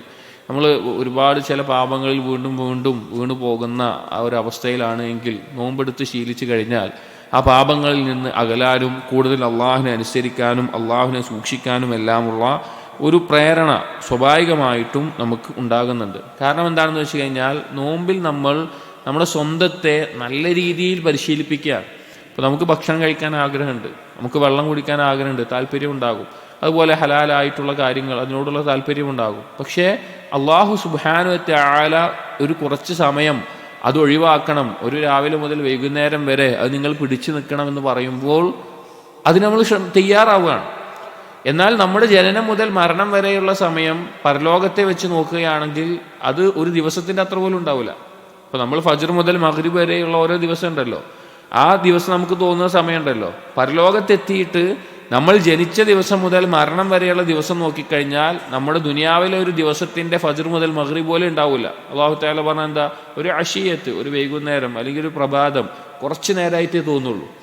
അപ്പോൾ ഒരു ദിവസത്തിൽ നമുക്ക് നമ്മെ നിയന്ത്രിക്കാൻ സാധിക്കുന്നുണ്ട് എങ്കിൽ ഒരായുസ്സിൽ മരണം വരെ തീർച്ചയായും അള്ളാഹുവിൻ്റെ നിയമങ്ങളെ അനുസരിച്ച് നമുക്ക് ജീവിക്കാൻ പറ്റും. അള്ളാഹു അനുവദനീയമാക്കിയത് മാത്രമേ ഞാൻ ചെയ്യുകയുള്ളൂ, അള്ളാഹു വിരോധിച്ചത് ഞാൻ ഒഴിവാക്കും എന്ന നിലക്ക് നമ്മെ പരിശീലിപ്പിക്കാൻ നമുക്ക് സാധിക്കും എന്ന് ബോധ്യപ്പെടുത്തുന്ന ഒരു ഇബാദത്താണ് നോമ്പ് എന്നുള്ളത്. അതുപോലെ തന്നെ നോമ്പിനെ പറ്റി നബി സല്ലല്ലാഹു അലൈഹി വസല്ലം പറഞ്ഞത് തന്നെ വിജാഉൻ, ഒരു സംരക്ഷണ പരിചയാണ്, ഒരു സംരക്ഷണമേകുന്ന കാര്യമാണ്. കാരണം പിശാച് മനുഷ്യന്റെ രക്തം ഓടുന്ന ഏതൊരു സ്ഥലങ്ങളിലൂടെയും സഞ്ചരിക്കുമെന്ന് പറഞ്ഞിട്ടുണ്ട്.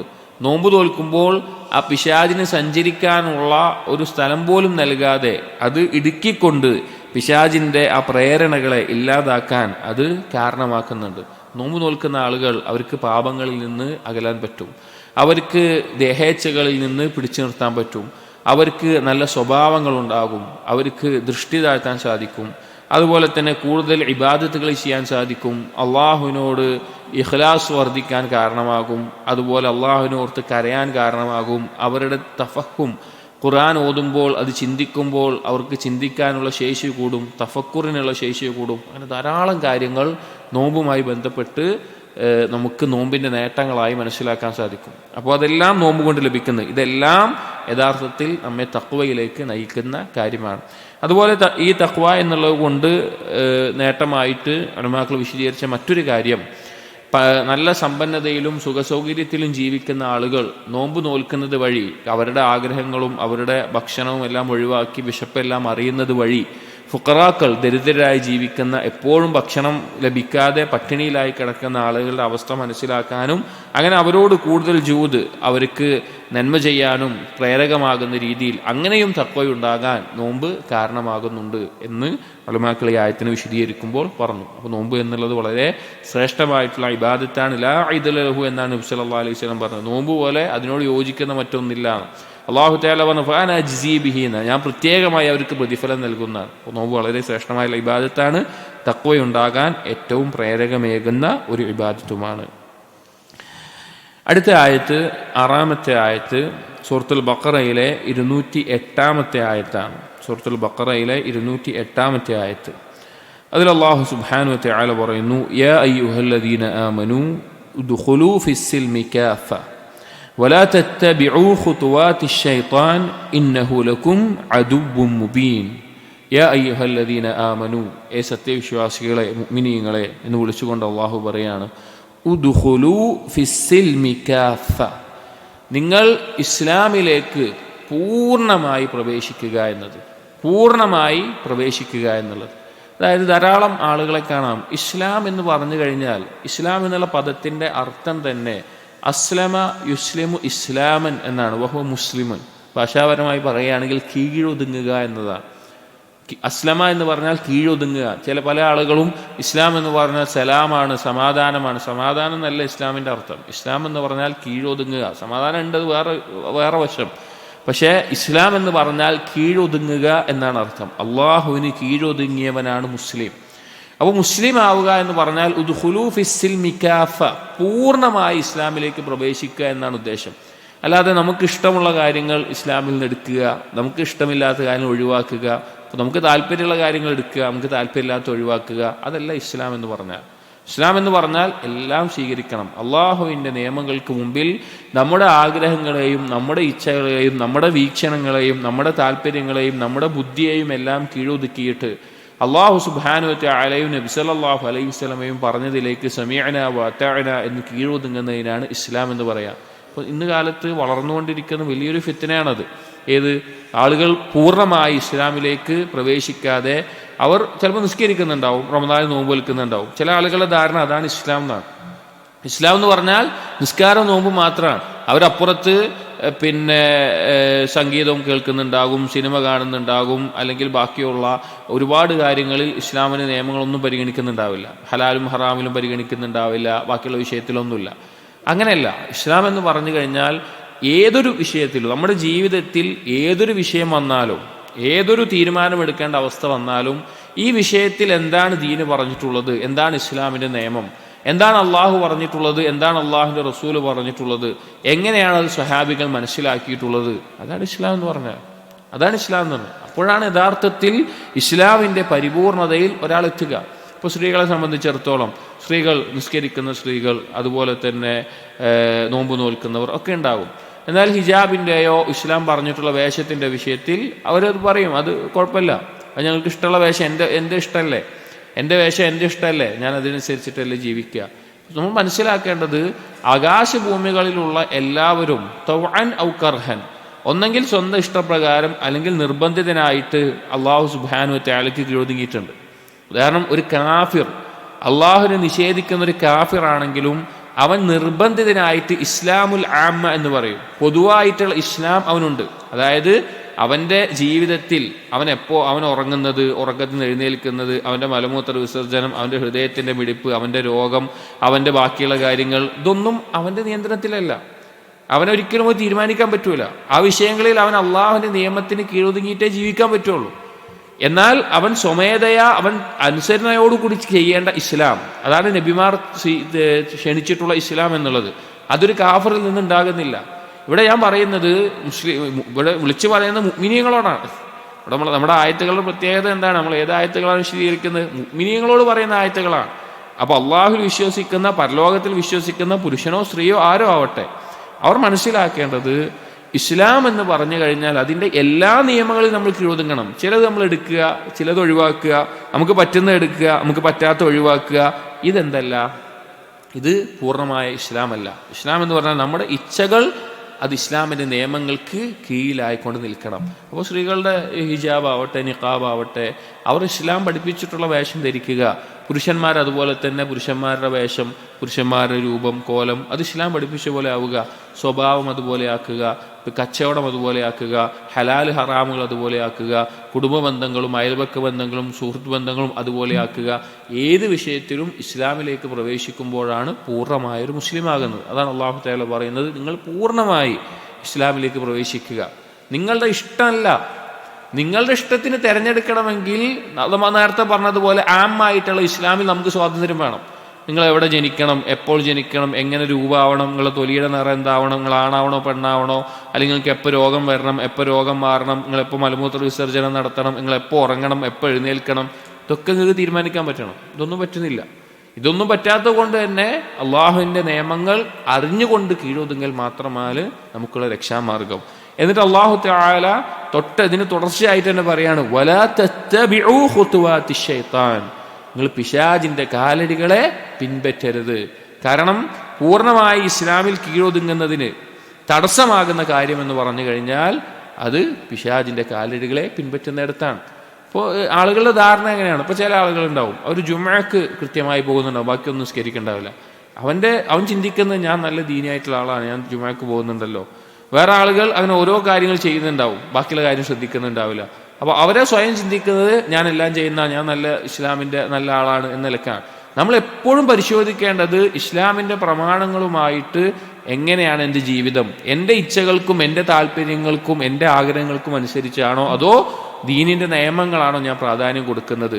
അങ്ങനെ നമ്മൾ ചെയ്യുന്നില്ല എങ്കിൽ നമ്മൾ പിശാചിന്റെ കാലടികളെയാണ് പിൻപറ്റുന്നത്. അതുകൊണ്ടാണ് അല്ലാഹു തആല തൊട്ടടുത്ത് പറഞ്ഞത്, വലാ തത്തബിഉ ഖുതുവാതി ശൈത്താൻ, പിശാചിന്റെ കാലടികളെ ഇങ്ങനെ പിൻപറ്റരുത്. ആദ്യം ചെറിയ ചെറിയ കാര്യങ്ങളിലായിരുന്നു തെറ്റിക്കുക, പിന്നെ മെല്ലെ മെല്ലെ ഓരോ നിർബന്ധമായ കാര്യങ്ങൾ അതുപോലെ ഓരോന്ന് ഒഴിവാക്കുന്ന അവസ്ഥയിലേക്ക് പിശാച് നമ്മെ എത്തിക്കും. എന്നിട്ട് അവസാനത്തിൽ താക്കീത് ചെയ്തു, ഇന്നഹു ലക്കും അദുവ്വുൻ മുബീൻ, തീർച്ച അവൻ നിങ്ങൾക്ക് പ്രത്യക്ഷമായ ശത്രുവാണ്. പിശാച് എന്നുള്ളത് നമ്മോട് ഒരു അംശം പോലും കാരുണ്യമില്ലാതെ എങ്ങനെയെങ്കിലും നരകത്തിൻ്റെ അടിത്തട്ടിലേക്ക് നമ്മെ എത്തിക്കാൻ വേണ്ടി എല്ലാവിധ രീതിയിലും പണിയെടുക്കുന്ന ആളാണ് പിശാച് എന്നുള്ളത് നമ്മൾ മനസ്സിലാക്കണം. ഞാൻ പലപ്പോഴും ഉപമ പറയാറുണ്ട്. ഇപ്പോൾ നമ്മുടെ വീടിൻ്റെ തൊട്ടപ്പുറത്ത് നമ്മെ ഉപദ്രവിക്കാൻ വേണ്ടി, നമ്മെ ആക്രമിക്കാൻ വേണ്ടി ഒരു ശത്രു ആയുധമായി തയ്യാറെടുത്ത് നിൽക്കുന്നുണ്ടെന്ന് വിചാരിക്കുക. നമ്മൾ എത്രത്തോളം ശ്രദ്ധയോടുകൂടിയായിരിക്കും നമ്മളെയും നമ്മുടെ കുടുംബത്തെയും നമ്മൾ സംരക്ഷിക്കുക. എന്നാൽ അതിനേക്കാൾ ഉറപ്പോടുകൂടി അള്ളാഹു പറയാണ്, നമ്മുടെ ഈ പരലോകം നഷ്ടപ്പെടുത്താൻ വേണ്ടി ഒരു ശത്രുവോട് ഒരുങ്ങി നിൽക്കുന്നുണ്ട്. നമ്മൾ അതിന് തയ്യാറെടുപ്പുകളോ അതിനെതിരെയുള്ള കാര്യങ്ങളോ ഒന്നും ചെയ്യുന്നില്ല എങ്കിൽ നമ്മൾ വിഡ്ഢികളായിരിക്കും. അപ്പോൾ പ്രത്യക്ഷമായ ശത്രുവായിട്ടുള്ള പിശാചിനെ പിൻപറ്റുക എന്നുള്ളത് ദീനിൽ നിന്ന് തെറ്റിപ്പോകുന്നതിൻ്റെ അടയാളമാണ്. ഇനി ഈ ആയത്തിനെ ചില പണ്ഡിതന്മാർ പറഞ്ഞു ഇത് ഖിതാബ് ചെയ്യുന്നത് മുനാഫിഖീങ്ങളോടാണ്. മുനാഫിഖീങ്ങളെ പ്രത്യേകം ഉദ്ദേശിച്ചുകൊണ്ടുകൂടിയാണ് ഇത് പറയുന്നത്. ചിലർ പറഞ്ഞു അഹ്ലുൽ കിതാബുകാരെ കൂടി ഇതിൽ ഉൾപ്പെടുത്തിയിട്ടുണ്ട്. മുഅ്മിനീങ്ങളെ വിളിച്ച് പറഞ്ഞതാണ്, എന്നാലും മുനാഫിഖീങ്ങളെ കൂടി ഉൾപ്പെടുത്തിയിട്ടുണ്ട് അഹ്ലുൽ കിതാബുകാരോട്. കാരണം ചില അഹ്ലുൽ കിതാബുകാർ ഇസ്ലാം സ്വീകരിച്ചതിന് ശേഷവും അവരുടെ മുൻപുണ്ടായിരുന്ന അപ്പോൾ യൗമുസ്സബ്ത്തിന് പ്രത്യേകം ഒരു ആദരവ് നൽകുക, അതുപോലെ തന്നെ അങ്ങനെ പല കാര്യങ്ങളും അവരുടെ അന്ന് ദീനിൽ ഉണ്ടായിരുന്ന കാര്യങ്ങളെ അവരെന്ത് ചെയ്യാമായിരുന്നു. അതിൽ ഒട്ടകത്തിൻ്റെ പാല് അവർ ഹറാമായി കണ്ടിരുന്നു. അതുപോലെയുള്ള കാര്യങ്ങളൊക്കെ അവർ ഇസ്ലാമിന് ശേഷവും അവർ പിന്തുടർന്നുകൊണ്ട് അവരോട് കൂടി ഉൾപ്പെടുത്തിക്കൊണ്ടാണ് ഈ ആയത്ത് പറഞ്ഞത് എന്ന് ചില മുഫസ്സിരീങ്ങൾ പറഞ്ഞത് കാണാം. ഈ ആയത്തിൻ്റെ പൂർണ്ണതയ്ക്ക് അടുത്ത ആയത്ത് കൂടി പറയണം. ആ ആയത്ത് കൂടി പറയുകയാണ് ഫഇൻ സലൽതും മിൻ ബഅദി മാ ജാഅത്കുമുൽ ബയ്യിനാത്ത്. അല്ലാഹു പറയാണ്, നിങ്ങൾ ഇതിന് ശേഷവും നിങ്ങൾക്ക് വ്യക്തമായ ഈ തെളിവുകൾ വന്നു കിട്ടിയതിന് ശേഷവും നിങ്ങൾ തെറ്റിപ്പോവുകയാണ് എങ്കിൽ, അഥവാ അള്ളാഹുവിന് കീഴൊതുങ്ങി അനുസരിക്കാൻ തടസ്സമായിക്കൊണ്ട് നിങ്ങൾ തെറ്റിപ്പോവുകയാണ് എങ്കിൽ ഫഅലമു, നിങ്ങൾ മനസ്സിലാക്കിക്കൊള്ളുക, അന്നല്ലാഹ അസീസുൻ ഹക്കീം, തീർച്ചയായും അള്ളാഹു അസീസാണ്. അസീസ് എന്ന് പറഞ്ഞാൽ ഖുദ്റത്തിന്റെ പരിപൂർണതക്കാണ് അസീസ് എന്ന് പറയാം. എന്ത് ശിക്ഷ നടപ്പിലാക്കാനും കഴിവുള്ളവനാണ് അള്ളാഹു. ഹക്കീം എന്ന് പറഞ്ഞാൽ ഇൽമിന്റെ പൂർണ്ണതക്കാണ് ഹക്കീം എന്ന് പറയുക. അലീമിന്റെ ഉന്നതമായ അവസ്ഥയാണ് ഹക്കീം എന്ന് പറയുക. പക്ഷെ ആ ശിക്ഷ നടപ്പിലാക്കുക കൃത്യമായ ഹക്കിന്റെ അടിസ്ഥാനത്തിൽ അറിവോടുകൂടി മാത്രമേ അത് നടപ്പിലാക്കുകയുള്ളൂ. അതുകൊണ്ടാണ് അസീസും ഹക്കീമും ഒരുമിച്ച് പറയാനുള്ള കാരണം. അല്ലാഹു സുബ്ഹാനഹു വ തആല അസീസും ഹക്കീമുമാണ് നിങ്ങൾ മനസ്സിലാക്കുക എന്ന് ഓർമ്മപ്പെടുത്തുകയാണ്. അപ്പോൾ സഹോദരങ്ങളെ, നമ്മൾ പൂർണ്ണമായിട്ട് നമ്മുടെ ഇഷ്ടങ്ങളല്ല, നമ്മുടെ ഇച്ഛകളല്ല, നമ്മുടെ താല്പര്യങ്ങളല്ല, ദീനിന്റെ നിയമങ്ങൾക്ക് മുമ്പിൽ നാം കീഴൊതുങ്ങുന്നുണ്ടോ എന്നാണ് നാം പരിശോധിക്കേണ്ടത്. അതാണ് ഈ ആയത്ത് കൊണ്ടുള്ള ഉദ്ദേശം. വിശുദ്ധ ഖുർആനിൽ യാ അയ്യുഹല്ലദീന ആമനു എന്നാരംഭിക്കുന്ന ആയത്തുകളിൽ അടുത്ത ആയത്ത് സൂറത്തുൽ ബഖറയിലെ 254-ാമത്തെ ആയത്താണ്. അഊദു ബില്ലാഹി മിനശ് ശൈത്വാനിർ റജീം. يا أيها الذين آمنوا أنفقوا مما رزقناكم من قبل أن يأتي يوم لا بيع فيه ولا خلة ولا شفاعة والكافرون هم الظالمون. يا أيها الذين آمنوا, സത്യവിശ്വാസികളെ എന്ന് വിളിച്ചുകൊണ്ട് അല്ലാഹു സുബ്ഹാനഹു വ തആല പറയുകയാണ്, അൻഫിഖൂ മിമ്മാ റസഖനാകും, നാം നിങ്ങൾക്ക് റിസ്ഖായി നൽകിയിട്ടുള്ളതിൽ നിന്ന് നിങ്ങൾ ചിലവഴിക്കുക എന്നുള്ളത്. അൻഫിഖു എന്ന് പറഞ്ഞാൽ ചിലവഴിക്കുക. ആ ചിലവഴിക്കൽ നിർബന്ധമായതുണ്ട്, അതുപോലെ തന്നെ ഐച്ഛികമായതൊക്കെയുണ്ട്. ഉദാഹരണം പറഞ്ഞാൽ നിർബന്ധമായിട്ട് അവൻ്റെ നിസാബെത്തിക്കഴിഞ്ഞാൽ, ഹൗലായിക്കഴിഞ്ഞാൽ അവൻ സക്കാത്ത് നൽകണം. അതുപോലെ അവൻ നിർബന്ധമായി ചെലവിന് കൊടുക്കേണ്ട അവൻ്റെ കുടുംബം, അവൻ്റെ മാതാപിതാക്കൾ, മക്കൾ, അങ്ങനെയുള്ളവർ. അതിനു പുറമേയുള്ള ദാനധർമ്മങ്ങൾ സദഖയായിട്ട് നൽകുന്നത്, അതിനെല്ലാം കൂടിയുള്ള പ്രോത്സാഹനമാണ്, കൽപ്പനയാണ് ഇതിൽ അല്ലാഹു തആല പറയുന്നത്. അതിൽ നിർബന്ധമായിട്ടുള്ളതാണ് ഏറ്റവും പ്രധാനം. മിമ്മ റസഖനാക്കും എന്നാണ് അല്ലാഹു സുബ്ഹാനഹു വ തആല ഇവിടെ പറഞ്ഞിട്ടുള്ളത്. നാം നിങ്ങൾക്ക് റിസ്ഖായി നൽകിയതിൽ നിന്ന്. അത് പ്രധാനപ്പെട്ട ഒരു കാര്യമാണ്. കാരണം നമ്മുടെ സമ്പത്ത് അല്ലെങ്കിൽ നമ്മുടെ വരുമാനം ഇതെല്ലാം യഥാർത്ഥത്തിൽ അത് അള്ളാഹുവിൻ്റെതാണ്. മിമ്മാലില്ല എന്ന് അള്ളാഹു ഖുർആനിൽ പറഞ്ഞിട്ടുണ്ട്. അള്ളാഹുവിൻ്റെ സമ്പത്തിൽ നിന്ന് നിങ്ങൾ ചെലവഴിക്കുക എന്ന് പറഞ്ഞിട്ടുണ്ട്.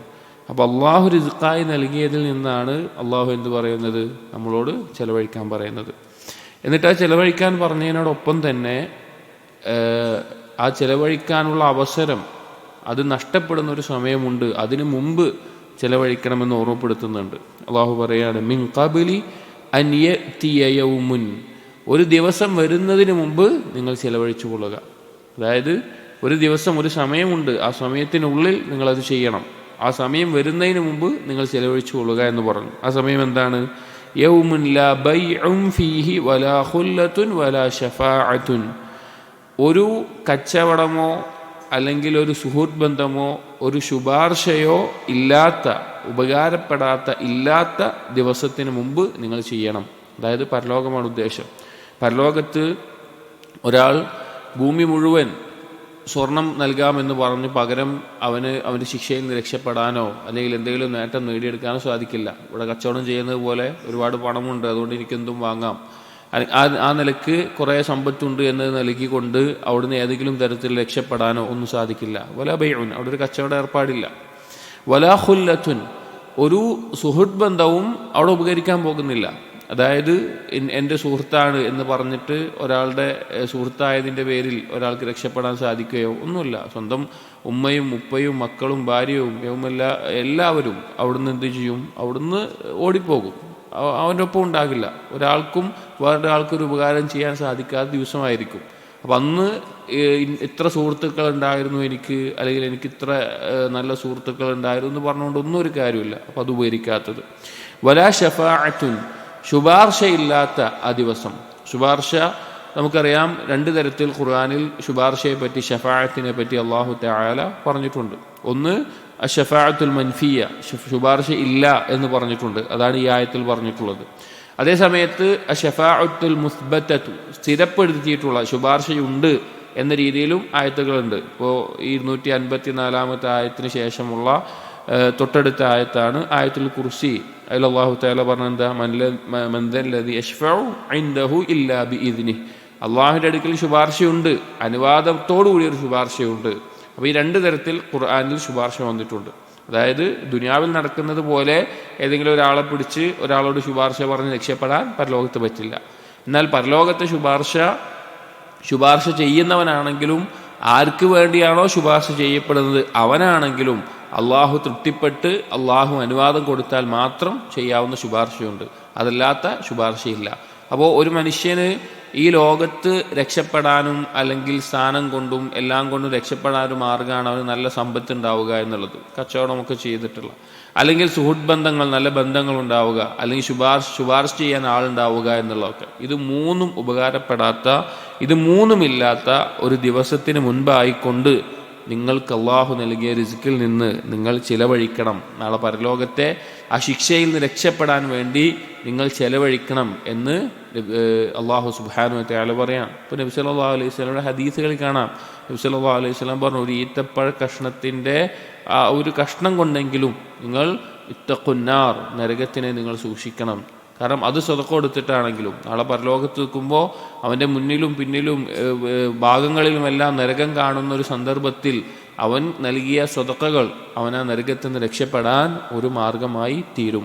അപ്പോൾ നിർബന്ധമായിട്ടുള്ള ചിലവഴിക്കലുണ്ട്. സക്കാത്ത് കുടുംബത്തിന് അതുപോലുള്ള കാര്യങ്ങൾ ചെയ്യണം.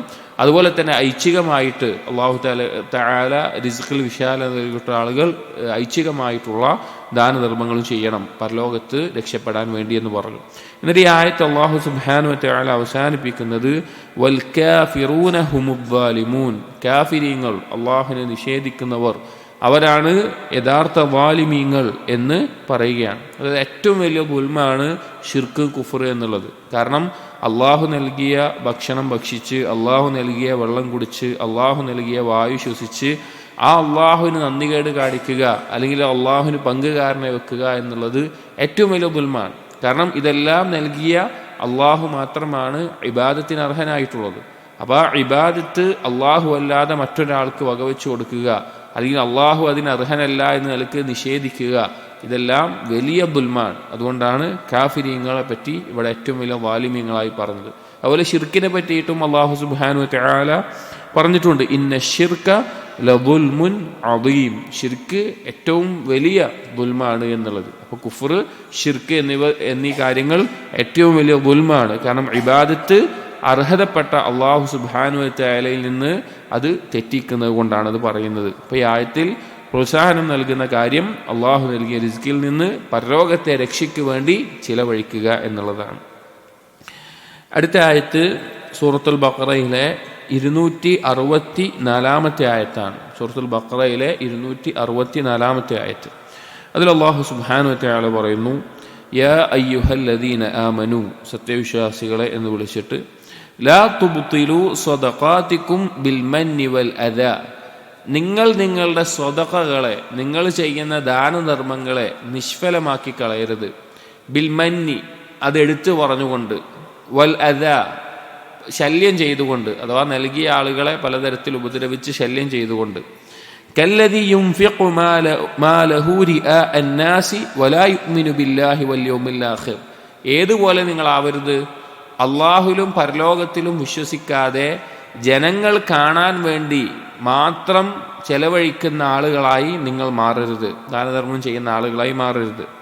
ഫമസലുഹു കമസലി സഫ്വാനിൻ, അവരുടെ ഉപമ എന്ന് പറഞ്ഞാൽ, അങ്ങനെയുള്ള ആളുകളുടെ ഉപമ എന്ന് പറഞ്ഞാൽ ഒരു മിനുസമുള്ള ഒരു പാറക്കല്ല്, അലൈഹി തുറാബുൻ, അതിൻ്റെ മേലെ കുറച്ച് മണ്ണുണ്ട്. ഒരു മിനുസമുള്ള പാറക്കല്ലാണ്, അതിൻ്റെ മേലെ കുറച്ച് മണ്ണുണ്ട്. ഫഅസ്വാബഹു വാബിലുൻ, അങ്ങനെ അതിലേക്ക് ശക്തമായൊരു മഴ പെയ്തപ്പോൾ ഫതറകഹു സൽദ, ആ മണ്ണെല്ലാം നീങ്ങിപ്പോയി വെറും മൊട്ടയായിട്ടുള്ള പാറക്കല്ലായി അത് മാറി. ലാ യഖ്ദിറൂന അലാ ശൈഇൻ മിമ്മാ കസബു, അവൻ ആ പണിയെടുത്തതിൻ്റെ ഒരു നേട്ടവും ലഭിക്കാത്ത അവസ്ഥയിലാണ് അവൻ ഉണ്ടാവുക. വല്ലാഹു ലാ യഹ്ദിൽ ഖൗമൽ കാഫിരീൻ, അല്ലാഹു സുബ്ഹാനഹു വ തആല കാഫിരീങ്ങൾക്ക് ഹിദായത്തിലാക്കുകയില്ല, അവരെ നേർമാർഗത്തിലാക്കുകയില്ല എന്ന് പറയാം. എന്താണ് ഈ ആയത്തുകൊണ്ട് ഉദ്ദേശം? ഈ ആയത്തുകൊണ്ട് പറയുന്ന പ്രധാനപ്പെട്ട പാഠം, നമ്മൾ സൽക്കർമ്മങ്ങൾ ചെയ്യുമ്പോൾ നമ്മുടെ പാപങ്ങൾ മായ്ച്ചു കളയും എന്നുള്ളത് ഖുർആനിൽ സ്ഥിരപ്പെട്ടിട്ടുള്ള നബി സല്ലല്ലാഹു അലൈഹി വസല്ലം പഠിപ്പിച്ചുള്ള കാര്യമാണ്. ഇന്നൽ ഹസനാത്ത് യുദ്ഹിബുന സയ്യിആത്ത്, പാപങ്ങളെ മായ്ച്ചു കളയും, അതില്ലാതാക്കും. അതുപോലെ തന്നെ ഈ ആയത്തിൽ നിന്ന് തെളിവ് പിടിച്ചുകൊണ്ട് പണ്ഡിതന്മാർ പറഞ്ഞു, പാപങ്ങൾ, അതുപോലെ തന്നെ അങ്ങനെയുള്ള തിന്മകൾ, അതുപോലത്തെ കാര്യങ്ങൾ, അതുമായി ബന്ധപ്പെട്ട ചില സൽക്കർമ്മങ്ങളെ പൊളിച്ചു കളയാൻ, നിഷ്ഫലമാകാൻ അത് കാരണമാകുന്നു. അതായത് ചില സൽക്കർമ്മങ്ങൾ ചെയ്തിട്ടുണ്ടെങ്കിൽ അതുമായി ബന്ധപ്പെട്ട് ചെയ്യുന്ന പാപങ്ങൾ ആ സൽക്കർമ്മങ്ങളെ നിഷ്ഫലമാക്കി കളയാൻ, അതിൻ്റെ പ്രതിഫലം ഇല്ലാതാക്കി കളയാൻ, അതിനെ ബാത്തിലാക്കി കളയാൻ കാരണമാകും എന്ന് ഈ ആയത്തിൻ്റെ അടിസ്ഥാനത്തിൽ പണ്ഡിതന്മാർ പറഞ്ഞത് കാണാം. പല പാപങ്ങളുമുണ്ട്. ഇപ്പോൾ രഹസ്യമായി ജീവിതത്തിൽ ചെയ്യുന്ന പാപങ്ങൾ, അത് നാളെ പരലോകത്ത് അതുമായി വരുന്ന ഒരു കൂട്ടം ആളുകൾ അവർ ധാരാളം സൽക്കർമ്മം ചെയ്തിട്ടുണ്ടാകും, പക്ഷെ അതെല്ലാം നിഷ്ഫലമായി പോകുന്ന അവസ്ഥയുണ്ടാകും. അതുപോലെ ഒരു കാര്യമാണ്, ഒരാൾ നല്ല ദാനധർമ്മങ്ങൾ ചെയ്യുന്നു, സ്വതക്കകൾ ചെയ്യുന്നു, ആളുകൾക്ക് ഉപകാരപ്പെടുന്ന രീതിയിലെല്ലാം ചെയ്യുന്നു. അങ്ങനെയുള്ള ആളുകളാണെങ്കിൽ പോലും അവരുടെ ആ സ്വതക്കകൾ പൊളിഞ്ഞു പോകാൻ കാരണമാകുന്ന ചില കാര്യങ്ങളുണ്ട്. അതിനെക്കുറിച്ചുള്ള ഓർമ്മപ്പെടുത്തലാണ് ഈ ആയത്തിൽ അല്ലാഹു തആല ചെയ്യുന്നത്.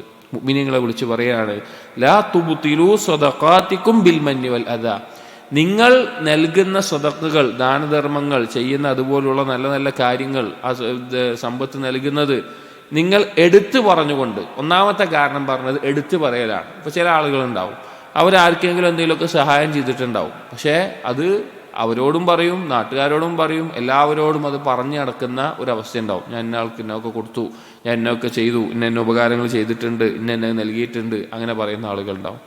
അതുപോലെ രണ്ടാമത്തെ ഒരു കാരണമാണ് വൽ അദാ, നമ്മൾ ആർക്കാണോ നൽകിയത് അവരെ എന്തെങ്കിലുമൊക്കെ പറഞ്ഞുകൊണ്ട് പിന്നെ ശല്യം ചെയ്തുകൊണ്ടേ ഇരിക്കുക. അതുണ്ടാവുന്ന എന്താണെന്ന് വെച്ച് കഴിഞ്ഞാൽ, ഞാൻ ഇന്നതൊക്കെ കൊടുത്ത ആളാണല്ലോ, അപ്പോൾ അവർ ഞാൻ പറഞ്ഞ പോലെ ചെയ്യണം, അല്ലെങ്കിൽ ഞാൻ എൻ്റെ ഇഷ്ടത്തിന് നിൽക്കണം, അല്ലെങ്കിൽ ഞാൻ പറയും പിന്നെ എന്നെ കാര്യങ്ങൾക്ക് വരണം, അങ്ങനെ ആ രീതിക്ക് ഓരോന്ന് പറഞ്ഞുകൊണ്ട് ശല്യം ചെയ്തുകൊണ്ടേ ഇരിക്കുക. ഈ രണ്ട് കാരണങ്ങൾ നമ്മൾ ചെയ്ത സ്വതക്ക എന്നുള്ള സൽക്കർമ്മത്തെ പൊളിച്ചു കളയുന്ന കാര്യങ്ങളാണ്. അതുപോലെ തന്നെ ആ ഒരു ആ അമലിന്റെ അടിസ്ഥാനം തന്നെ ഇല്ലാതാക്കുന്നതാണ് അടുത്തത് പറഞ്ഞത് മൂന്നാമത്തെ കാര്യം. കല്ലദി യുൻഫിഖു മാലഹു റിആ അന്നാസി, ജനങ്ങൾ കാണാൻ വേണ്ടി മാത്രം എന്ത് ചെയ്യുക, ഈ സമ്പത്ത് ചെലവഴിക്കുന്ന ആളുകൾ, നൽകുന്ന ആളുകൾ. വലാ യുഅ്മിനു ബില്ലാഹി വൽ യൗമിൽ ആഖിർ, അല്ലാഹുവിലോ പരലോകത്തിലോ വിശ്വസിക്കാത്ത പോലെ. അതായത് ഏതൊരു അമലും അള്ളാഹുവിൻ്റെ അടുക്കൽ സ്വീകരിക്കണമെങ്കിൽ രണ്ട് നിബന്ധന നിർബന്ധമാണ്. ഒന്ന്, ഇഖ്ലാസോട് കൂടിയായിരിക്കണം. രണ്ട്, നബി സല്ലല്ലാഹു അലൈഹി വസല്ലമയെ പിൻപറ്റിക്കൊണ്ടായിരിക്കണം, സുന്നത്ത് അനുസരിച്ചായിരിക്കണം. ഇതിൽ ഇഖ്ലാസിനെ പൊളിച്ചു കളയുന്ന കാര്യമാണ് റിയാ എന്നുള്ളത്. അതായത് അള്ളാഹുവിൻ്റെ വജ്ഹ് മാത്രം ഉദ്ദേശിക്കാതെ മറ്റുള്ള ആളുകൾ കാണണം, ജനങ്ങളുടെ ഇടയിൽ അറിയപ്പെടണം, ഞാൻ അങ്ങനെ ചെയ്യുന്ന ആളാണെന്ന് ആളുകൾ അറിയണം എന്നുള്ള ഉദ്ദേശത്തിൽ അങ്ങനെ നൽകുന്ന ആളുകളായി നിങ്ങൾ മാറരുത് എന്ന് അല്ലാഹു തആല ഇതിൽ പറയാണ്. ഈ മൂന്ന് കാര്യങ്ങൾ സഹോദരങ്ങളെ നമ്മൾ ചെയ്യുന്ന സ്വതക്കകളെ തകർക്കുന്നതാണ്. ഒന്ന്, അടിസ്ഥാനപരമായിട്ട് തന്നെ തകർക്കും. കാരണം അള്ളാഹുവിന് വേണ്ടി അല്ലാതെ ഒരു കർമ്മവും അള്ളാഹു തആല സ്വീകരിക്കില്ല. അള്ളാഹുൽ ആരെങ്കിലും പങ്കു ചേർത്തിട്ടുണ്ടെങ്കിൽ അള്ളാഹു അതിൽ നിന്ന് ഐശ്വര്യവാനാണ്, അത് അള്ളാഹുവിന് ആവശ്യമില്ല. രണ്ടാമത്തേത്, കൊടുത്തു കഴിഞ്ഞിട്ട് അതെടുത്ത് പറയുന്ന ആളുകൾ, അവരുടെ ആ സ്വതക്ക അത് എത്ര വലുതാണെങ്കിലും അത് ആ സ്വതക്ക നിഷ്ഫലമായി പോകാൻ, അള്ളാഹുവിൻ്റെ അടുക്കൽ ഒരു ഉപകാരവും ഇല്ലാതെ ഇല്ലാതാകാൻ ആ എടുത്തു പറയുന്നത് കാരണമാകും.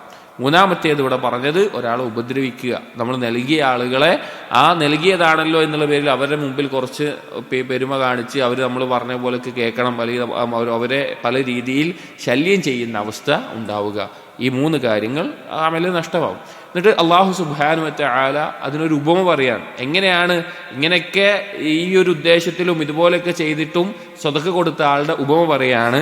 ഫമസലുഹു, അങ്ങനെയുള്ള ചെയ്യുന്നവന്റെ ഉപമ എന്ന് പറഞ്ഞാൽ കമസലി സഫ്വാനിൻ അലൈഹി തുറാബുൻ, നല്ല മൃദുലമായ മിനുസമുള്ള ഒരു പാറക്കല്ല്, അതിൻ്റെ മേലെ മൺതട്ടിയുണ്ട്, മണ്ണിങ്ങനെ അടിഞ്ഞു കൂടിയിട്ട് മൺതട്ടിയുണ്ട്. അപ്പോൾ ഒരു കൃഷിക്കാരൻ വിചാരിക്കുകയാണ്, ആ നല്ല കൃഷിക്ക് പറ്റിയ സ്ഥലമാണ്, നല്ല മണ്ണുണ്ട്, അപ്പോൾ ഞാൻ നല്ല കൃഷി വിളവിറക്കി കഴിഞ്ഞാൽ നല്ല കൃഷി ലാഭങ്ങളൊക്കെ ഉണ്ടാക്കാൻ പറ്റും എന്നിട്ട് അതിനു വേണ്ടി അവൻ പണിയെടുക്കുകയും അതിനു വേണ്ടി ഒരുങ്ങുകയും ചെയ്യാണ്. അങ്ങനെ ഇരിക്കുമ്പോഴാണ് ഫഅസ്വാബഹു വാബിലുൻ, നല്ല ശക്തമായിട്ടൊരു മഴ പെയ്തത്. അപ്പോൾ ആ മിനുസമുള്ള പാറക്കല്ലിൽ എങ്ങനെയോ പറ്റിപ്പിടിച്ചിട്ടുള്ള മണ്ണ് ആ നല്ലൊരു മഴ പെയ്യുമ്പോൾ എന്താകും, ആ മണ്ണ് നീങ്ങിപ്പോവും, എന്നിട്ട് ആ പാറക്കല്ല് വെളിവാകും. അപ്പോൾ ഇവൻ കൃഷി നടത്താൻ വേണ്ടി ഉദ്ദേശിച്ച് എല്ലാവിധ ഒരുക്കം ചെയ്ത് വരുമ്പോഴേക്കും ആ മഴ പെയ്ത് മണ്ണ് നീങ്ങി വെറും മൊട്ട കല്ലാണ് കാണുക. ഫതറക്കു ഹുസൽദ, ഒരു മൊട്ട കല്ലായി അത് മാറും. അതുപോലെ ആയിരിക്കും പരലോകത്ത്. ഇവൻ ചെയ്യുന്ന കർമ്മങ്ങൾ അവൻ വിചാരിക്കുക, ഇന്നെ സ്വതക്കം കൊടുത്തിട്ടുണ്ട്, ഇന്നൊക്കെ ചെയ്തല്ലോ, നല്ല കാര്യങ്ങളാണല്ലോ ചെയ്തത്, ഞാൻ ഇന്നെ ചെയ്തിട്ടുണ്ട്. പക്ഷെ ഇങ്ങനെ പറഞ്ഞു നടന്നിട്ടുണ്ടാവും, ആ കൊടുത്ത ആളുകൾ ഉപദ്രവിച്ചിട്ടുണ്ടാവും, ആളുകൾ കാണാൻ വേണ്ടി ചെയ്തായിരിക്കും. പരലോകത്തെത്തുമ്പോൾ ഈ പാറക്കല്ലിൻ്റെ മേലെ മഴ പെയ്തതുപോലെ അവൻ ഉണ്ടാകുമെന്ന് വിചാരിച്ചതൊന്നുമില്ലാത്ത അവസ്ഥയിൽ ആ കർമ്മങ്ങളെല്ലാം, അവൻ ചെയ്ത സ്വതക്കകളെല്ലാം നിഷ്ഫലമായിട്ടാണ് അവൻ അതിനെ കണ്ടെത്തുക. എന്നിട്ട് പറയാൻ ലാ യഖ്ദിറൂന അലാ ശൈഇൻ മിമ്മാ കസബു, ആ മണ്ണ് കണ്ടിട്ട് വിളവിറക്കാൻ വേണ്ടി ഒരുക്കി കഷ്ടപ്പെട്ടിട്ടുള്ള ഒന്നും തന്നെ അതുകൊണ്ട് ഒരു ഉപകാരം അവന് കിട്ടാൻ പോകുന്നില്ല. അതുപോലെ പരലോകത്തും അവൻ ചെയ്ത ആ കാര്യത്തിൽ നിന്ന് ഒന്നും തന്നെ അവന് കിട്ടാൻ പോകുന്നില്ല. എന്നിട്ട് അള്ളാഹു ആയത്തെ അവസാനിപ്പിക്കുകയാണ്, വല്ലാഹു ലാ യഹ്ദിൽ ഖൗമൽ കാഫിരീൻ, കാഫിരീങ്ങളായിട്ടുള്ള നന്ദികേട് കാണിക്കുന്ന ആളുകളെ അള്ളാഹു ഹിദായത്തിലാക്കുകയില്ല. അതായത് ഇതുപോലെ ആളുകളെ കാണാൻ വേണ്ടി ചെയ്യുന്ന കർമ്മങ്ങൾ ചെയ്യുന്ന ആളുകൾക്ക് അള്ളാഹു തആല ഹിദായത്തിൽ നിന്ന് അവരെ തെറ്റിച്ച് കളയും എന്ന് മുഫസ്സിരീങ്ങൾ ഇതിന് വിശദീകരിക്കുന്നിടത്ത് പറയാം. അപ്പോൾ നമ്മൾ ഏതൊരു കർമ്മം ചെയ്യുമ്പോഴും ഇഖ്ലാസിനെ പരിശോധിക്കണം, കർമ്മം ചെയ്യുന്നതിന് മുമ്പ് പരിശോധിക്കണം. പ്രത്യേകിച്ച് സ്വതക്ക പോലെയുള്ള കാര്യങ്ങൾ ചെയ്തു കഴിഞ്ഞാൽ എടുത്തു പറയുന്ന, അത് നൽകിയ ആർക്കാണോ നൽകിയത് അവരെ പല രീതിയിൽ ശല്യം ചെയ്യുന്ന, ഉപദ്രവിക്കുന്നതിനെല്ലാം നമ്മൾ സൂക്ഷിക്കുകയും വേണം. അടുത്ത ആയത്ത് സൂറത്തുൽ ബഖറയിലെ 267 ആയത്താണ്.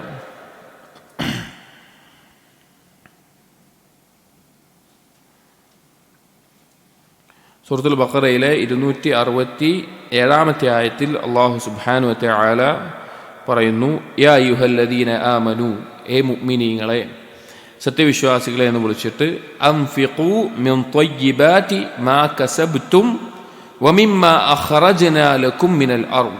അൻഫിഖൂ, നിങ്ങൾ ചെലവഴിക്കുക, മിൻ ത്വയ്യിബാതി മാ കസബ്തും, നിങ്ങൾ അധ്വാനിച്ച് നേടുന്നതിൽ നിന്ന് ഏറ്റവും വിശിഷ്ടമായത്, വമിമ്മാ അഖ്റജ്നാ ലക്കും മിനൽ അർദ്, അതുപോലെ ഭൂമിയിൽ നിങ്ങൾക്ക് നാം പുറത്തു കൊണ്ടുവന്നിട്ടുള്ള കൃഷിയും അതുപോലെയുള്ള കാര്യങ്ങളിൽ നിന്നും, വലാ തയമ്മമു അൽ ഖബീസ മിൻഹു തുംഫിഖൂൻ, നിങ്ങൾ ആ ചെലവഴിക്കാൻ ഉദ്ദേശിക്കുന്നതിൽ മോശപ്പെട്ടതിനെ മാത്രം നിങ്ങൾ ഒരുമിച്ച് കൂട്ടി വെക്കരുത്. അഥവാ ചെലവഴിക്കുന്നിടത്ത് മോശപ്പെട്ടതിനെ മാത്രം ഉദ്ദേശിക്കരുത്. വലസ്തും ബിആഖിദീഹി ഇല്ലാ അൻ തുഗ്മിളൂ ഫീഹി, അങ്ങനെ മോശപ്പെട്ട വിഭവങ്ങൾ നിങ്ങൾക്ക് നൽകപ്പെടുകയാണെങ്കിൽ നിങ്ങൾ കണ്ണടച്ചവരായിക്കൊണ്ടല്ലാതെ നിങ്ങളത് സ്വീകരിക്കില്ല. വഅലമു അന്നല്ലാഹ ഗനിയ്യുൻ ഹമീദ്, നിങ്ങൾ മനസ്സിലാക്കുക അള്ളാഹു ഗനിയും ഹമീദുമാണ്. ഈ ആയത്തിലും ദാനധർമ്മം ചെയ്യുമ്പോൾ അതുപോലെ ചെലവഴിക്കുമ്പോൾ ശ്രദ്ധിക്കേണ്ട ഒരു കാര്യത്തെ പറ്റിയാണ് പരാമർശിക്കുന്നത്. കഴിഞ്ഞ ആയത്തിൽ പറഞ്ഞതുപോലെ തന്നെ ഈ ആയത്തിലും ചെലവഴിക്കുന്ന സന്ദർഭത്തിൽ അങ്ങനെയുള്ള ആളുകൾ ശ്രദ്ധിക്കേണ്ട ഒരു കാര്യമാണ്. സത്യവിശ്വാസികളെ വിളിച്ചുകൊണ്ട് പറയാണ്, അൻഫിഖൂ മിൻ ത്വയ്യിബാതി മാ കസബ്തും വമിമ്മാ അഖ്റജ്നാ ലക്കും മിനൽ അർദ്, നിങ്ങൾ സമ്പാദിച്ചുണ്ടാക്കുന്നതിൽ നിന്നും അതുപോലെ നിങ്ങൾക്ക് കൃഷിയിടത്തിൽ നിന്ന് നാം മുളപ്പിച്ചു തരുന്നവയിൽ നിന്നും. ഇപ്പോൾ ഉദാഹരണം പറയുകയാണെങ്കിൽ, മനുഷ്യർ വരുമാനമുണ്ടാക്കുന്നതിൽ പ്രധാനമായിട്ടുള്ള 2 മാർഗങ്ങളാണ്. ഒന്ന്, അവൻ ജോലി ചെയ്തോ അല്ലെങ്കിൽ അതുപോലെ മറ്റെന്തെങ്കിലും കാര്യങ്ങൾ ചെയ്തോ കച്ചവടം ചെയ്തോ എല്ലാം ഉണ്ടാക്കുന്ന, അവൻ അധ്വാനിക്കുന്ന വരുമാനം. 2, കൃഷി ചെയ്തുകൊണ്ട് ഭൂമിയിൽ നിന്ന് ലഭിക്കുന്ന വിളവ് കൊണ്ടുണ്ടാകുന്ന വരുമാനം. അപ്പോൾ ഈ രണ്ടിൽ നിന്നാണെങ്കിലും നിങ്ങൾ ചെലവഴിക്കുമ്പോൾ അതിൽ ത്വയ്യിബായത് നിങ്ങൾ ചെലവഴിക്കുക. ത്വയ്യിബായത് പറഞ്ഞാൽ നല്ലത് നിങ്ങൾ ചെലവഴിക്കുക, നല്ലത് ചെലവഴിക്കുക. എന്നിട്ട് പറയാണ് വലാ തയമ്മമു അൽ ഖബീസ മിൻഹു തുൻഫിഖൂൻ, നിങ്ങളുടെ വരുമാനത്തിൽ നിന്ന് അതുപോലെ തന്നെ നിങ്ങൾ സമ്പാദിച്ചുണ്ടാക്കുന്നതിൽ നിന്ന് മോശമായ സാധനങ്ങൾ മാത്രം ചെലവഴിക്കാൻ വേണ്ടി നിങ്ങൾ മാറ്റിവെക്കരുത് എന്ന്. അതായത് ഒരാൾ സ്വതക്ക കൊടുക്കുകയാണ്, അപ്പോൾ അയാൾക്ക് കൃഷിയാണ് അയാൾ ചെയ്യുന്നത് വിചാരിക്കാം. അപ്പോൾ ആ കൃഷി ചെയ്യുമ്പോൾ ആ കൃഷി ലഭിച്ചതിൽ നിന്ന് അതിൽ കുറച്ച് കേടുവന്നത് അല്ലെങ്കിൽ വലിയ ഉപകാരമില്ലാത്തത് അല്ലെങ്കിൽ അങ്ങനെയുള്ള കാര്യങ്ങൾ മാത്രം ഒരാൾ എന്ത് ചെയ്യാണ്, സ്വതക്ക കൊടുക്കാൻ വേണ്ടി ഇങ്ങനെ എടുത്തു വെക്കുകയാണ്. അല്ലെങ്കിൽ സക്കാത്തിന്റെ ഇനം കൊടുക്കുന്നിടത്ത് അങ്ങനെയുള്ള കാര്യങ്ങൾ മാത്രം സക്കാത്തിന്റെ ഇനത്തിലേക്ക് മാറ്റി വെക്കുകയാണ്. അങ്ങനെ ചെയ്യാൻ പാടില്ല എന്നുള്ളത്. ഇപ്പോൾ ജക്കാത്ത് കൊടുക്കുകയാണെങ്കിൽ ഇപ്പോൾ നബി സല്ലല്ലാഹു അലൈഹി വസല്ലമ ജക്കാത്ത് പിരിക്കാൻ ഏൽപ്പിച്ച ആളുകളോട് ഓരോ നാട്ടിലേക്ക് പോകുമ്പോഴും നബി സല്ലല്ലാഹു അലൈഹി വസല്ലമ പറഞ്ഞിട്ടുണ്ടായിരുന്നത് അവരുടെ എല്ലാത്തിൽ നിന്നും മിതമായ നിലക്കാണ്. ഏറ്റവും മുന്തിയതിൽ നിന്ന് മാത്രം ജക്കാത്ത് എടുക്കാൻ പാടില്ല, ഏറ്റവും മോശമായതിൽ നിന്ന് മാത്രം എടുക്കാൻ പാടില്ല. എല്ലാത്തിൽ നിന്നും തുല്യമായ നിലക്കാണ് ജക്കാത്ത് എടുക്കേണ്ടത്. അതുപോലെ തന്നെ ചെലവഴിക്കുമ്പോൾ ഒരാൾ ശ്രദ്ധിക്കേണ്ട കാര്യം, അവന് ആവശ്യമില്ലാത്തത്, അവൻ്റെ വരുമാനത്തിൽ മോശമായിട്ടുള്ളത്, അവൻ്റെ കൃഷിയിൽ മോശമായിട്ടുള്ളത്, കന്നുകാലികളിൽ മോശമായിട്ടുള്ളത്, അല്ലെങ്കിൽ എന്താണോ മോശമായിട്ടുള്ളത് അത് മാത്രം ഒഴിവാക്കാൻ വേണ്ടിയിട്ട്, അതായത് ഇതിപ്പോൾ അങ്ങനെ ഒഴിവാക്കി കൊടുക്കാൻ വേണ്ടിയിട്ട് അത് കൊടുക്കുന്ന അവസ്ഥ, അങ്ങനെ നിങ്ങൾ ചെയ്യരുത്. നിങ്ങൾ നല്ലത് തന്നെ, നിങ്ങൾക്കുള്ളതിൽ നിങ്ങൾ എന്താണ് ഇഷ്ടപ്പെടുന്നത് അതുപോലെയുള്ളത് തന്നെ നിങ്ങൾ ചെലവഴിക്കുന്നിടത്തും ശ്രദ്ധിക്കണം എന്ന് പറയാണ്. എന്നിട്ട് പറയാണ് അല്ലാഹു തആല പറയാണ്, മോശമായതിനൊരു ഉദാഹരണം പറയാണ്, വലസ്തും ബിആഖിദീഹി ഇല്ലാ അൻ തുഖ്മിദൂ ഫീഹി, ആ മോശപ്പെട്ട കാര്യങ്ങൾ അതുപോലെയുള്ള സാധനങ്ങൾ നിങ്ങൾക്ക് ആർക്കെങ്കിലും നൽകുകയാണെങ്കിലും നിങ്ങൾ കണ്ണടച്ച അവസ്ഥയിൽ നിങ്ങൾ വാങ്ങുള്ളൂ. കണ്ണടച്ച എന്ന് പറഞ്ഞാൽ അതിനോടൊരു വലിയ താല്പര്യമില്ലാത്ത, ഇത് ഇങ്ങനത്തെ സാധനമാണല്ലോ കിട്ടിയത് എന്നുള്ള നിലയ്ക്ക് ഒരു അഡ്ജസ്റ്റൊക്കെ ചെയ്തിട്ട് വാങ്ങുന്ന അവസ്ഥയിലേ നിങ്ങളത് വാങ്ങുള്ളൂ. പക്ഷെ നിങ്ങൾ അങ്ങനെ കൊടുക്കുമ്പോൾ അങ്ങനെ കൊടുക്കരുത്. നിങ്ങൾ നല്ല കാര്യങ്ങൾ ത്വയ്യിബായത് തന്നെ നിങ്ങളുടെ വരുമാനത്തിൽ നിന്ന്, നിങ്ങളുടെ സമ്പാദ്യത്തിൽ നിന്ന് നിങ്ങൾ കൊടുക്കണം എന്ന് അല്ലാഹു സുബ്ഹാനഹു വ തആല പറയാം. അപ്പോൾ എന്തെങ്കിലുമൊക്കെ കൊടുത്ത് ആളുകൾ ഒഴിവാക്കുക, അല്ലെങ്കിൽ എന്തെങ്കിലുമൊക്കെ നൽകി, പ്രത്യേകിച്ച് സക്കാത്ത് കൊടുക്കുമ്പോൾ ഈ കൃഷിയും മറ്റുള്ള കാര്യങ്ങളിലൊക്കെ ഇത് ശ്രദ്ധിക്കേണ്ട കാര്യമാണ്. അപ്പോൾ അല്ലാതെ എന്തെങ്കിലുമൊക്കെ കൊടുത്ത് ഒഴിവാക്കുക, ആ നിലക്കാവരുത് എന്ന് അല്ലാഹു സുബ്ഹാനഹു വ തആല പ്രത്യേകം ഇവിടെ ഓർമ്മിപ്പിക്കുകയാണ്. എന്നിട്ട് ഈ ആയത്തിൽ അവസാനിപ്പിക്കുന്നിടത്ത് അല്ലാഹു പറഞ്ഞു, വഅലമു, നിങ്ങൾ അറിയണം, നിങ്ങൾ മനസ്സിലാക്കണം, അന്നല്ലാഹ ഗനിയ്യുൻ ഹമീദ്, അല്ലാഹു ഗനിയാണ്. ഗനി എന്ന് പറഞ്ഞു കഴിഞ്ഞാൽ ഒരാളുടെയും ആശ്രയം ആവശ്യമില്ലാതെ നിരാശ്രയനായിട്ടുള്ളവനാണ് അള്ളാഹു. നിങ്ങളിപ്പോൾ ഇത് കൊടുത്തോണ്ടോ, നല്ലത് കൊടുത്തോണ്ടോ അല്ലെങ്കിൽ വേറെ എന്തെങ്കിലും നൽകിയോണ്ടോ അള്ളാഹുവിന് നിങ്ങളിൽ നിന്നൊന്നും കിട്ടാനില്ല, അള്ളാഹുവിന് നിങ്ങളിൽ നിന്നൊന്നും ആവശ്യമല്ല. അതുപോലെ തന്നെ ഹമീദ്, സ്തുത്യർഹനാണ്, എല്ലാവിധ സ്തുതിക്കും അർഹനായിട്ടുള്ളവൻ അല്ലാഹു സുബ്ഹാനഹു വ തആല മാത്രമാണ്. അപ്പോൾ അള്ളാഹ്ക്ക് നിങ്ങൾ ചെലവഴിച്ചുകൊണ്ടൊന്നും കിട്ടാനില്ല, ഇത് നിങ്ങൾക്ക് വേണ്ടിയിട്ടാണ്. അപ്പോൾ ചെലവഴിക്കുമ്പോൾ ഒരു സിദ്ഖിൻ്റെ ഭാഗമാണ്. അവൻ ചെലവഴിക്കുമ്പോൾ മോശപ്പെട്ടത് ഒഴിവാക്കാൻ വേണ്ടി ചെലവഴിക്കാതെ നല്ലത് ചെലവഴിക്കുന്ന ഒരാളായി മാറുക എന്നുള്ളത്, അത് ആ ദാനധർമ്മം ചെയ്യുന്നവർ ശ്രദ്ധിക്കേണ്ട ഒരു കാര്യമാണ് ഇവിടെ അല്ലാഹു സുബ്ഹാനഹു വ തആല ഈ ആയത്തിലൂടെ പറഞ്ഞിട്ടുള്ളത്. മനസ്സിലാക്കണം, നമുക്ക് എന്താണോ ഇഷ്ടമുള്ളത്, നമ്മളെന്താണോ ഇഷ്ടപ്പെടുന്നത്, നമുക്ക് ലഭിക്കണം എന്താണോ നമ്മൾ ഇഷ്ടപ്പെടുന്നത്, നമ്മൾ ലഭിച്ചാൽ എന്താണോ നമ്മൾ സന്തോഷത്തോട് സ്വീകരിക്കുക, അതുപോലെയുള്ള കാര്യങ്ങളായിരിക്കണം നമ്മൾ മറ്റുള്ളവർക്കും നൽകുമ്പോൾ നൽകേണ്ടത്. സക്കാത്താണെങ്കിലും അല്ലെങ്കിൽ അല്ലാതെയുള്ള സദഖയാണെങ്കിലും ഇതുപോലെയുള്ള സാധനങ്ങളിലൊക്കെ കൃഷിയോ അല്ലെങ്കിൽ എന്താണോ കാര്യം അതിലെല്ലാം നൽകുമ്പോൾ ആ രീതിയിൽ ശ്രദ്ധിക്കണം എന്ന് അല്ലാഹു സുബ്ഹാനഹു വ തആല ഈ ആയത്തിലൂടെ പറയാം. ഇതെല്ലാം മുഅ്മിനീങ്ങളോട് പ്രത്യേകമായിട്ട് അല്ലാഹു തആല വിളിച്ചു പറഞ്ഞിട്ടുള്ള കാര്യങ്ങളാണ്. ഇന്നിപ്പോൾ 3 ആയത്തും ചെലവഴിക്കുന്നതുമായി ബന്ധപ്പെട്ട് സക്കാത്തും സദഖയുമായി ബന്ധപ്പെട്ടിട്ടുള്ള ആയത്തുകളാണ് ഈ 3 ആയത്തുകളും. അതിൽ പറഞ്ഞിട്ടുള്ള ഒന്ന് ചെലവഴിക്കണം എന്നുള്ളത്, 2 ചെലവഴിക്കുന്നത് നിഷ്ഫലമാകാതെ കാത്തു സൂക്ഷിക്കണം എന്നുള്ളത്, 3-ാമത്തെ ആയത്തിൽ ആ ചെലവഴിക്കുമ്പോൾ ശ്രദ്ധിക്കേണ്ട കാര്യവും അല്ലാഹു തആല പറഞ്ഞു. സുബ്ഹാനക്കല്ലാഹുമ്മ ബിഹംദിക് അഷ്ഹദു അൻ ലാ ഇലാഹ ഇല്ലാ അൻത അസ്തഗ്ഫിറുക വഅതൂബു ഇലൈക് വസല്ലല്ലാഹു അലാ നബിയിനാ മുഹമ്മദിൻ വഅലാ ആലിഹി വഅസ്ഹാബിഹി അജ്മഈൻ.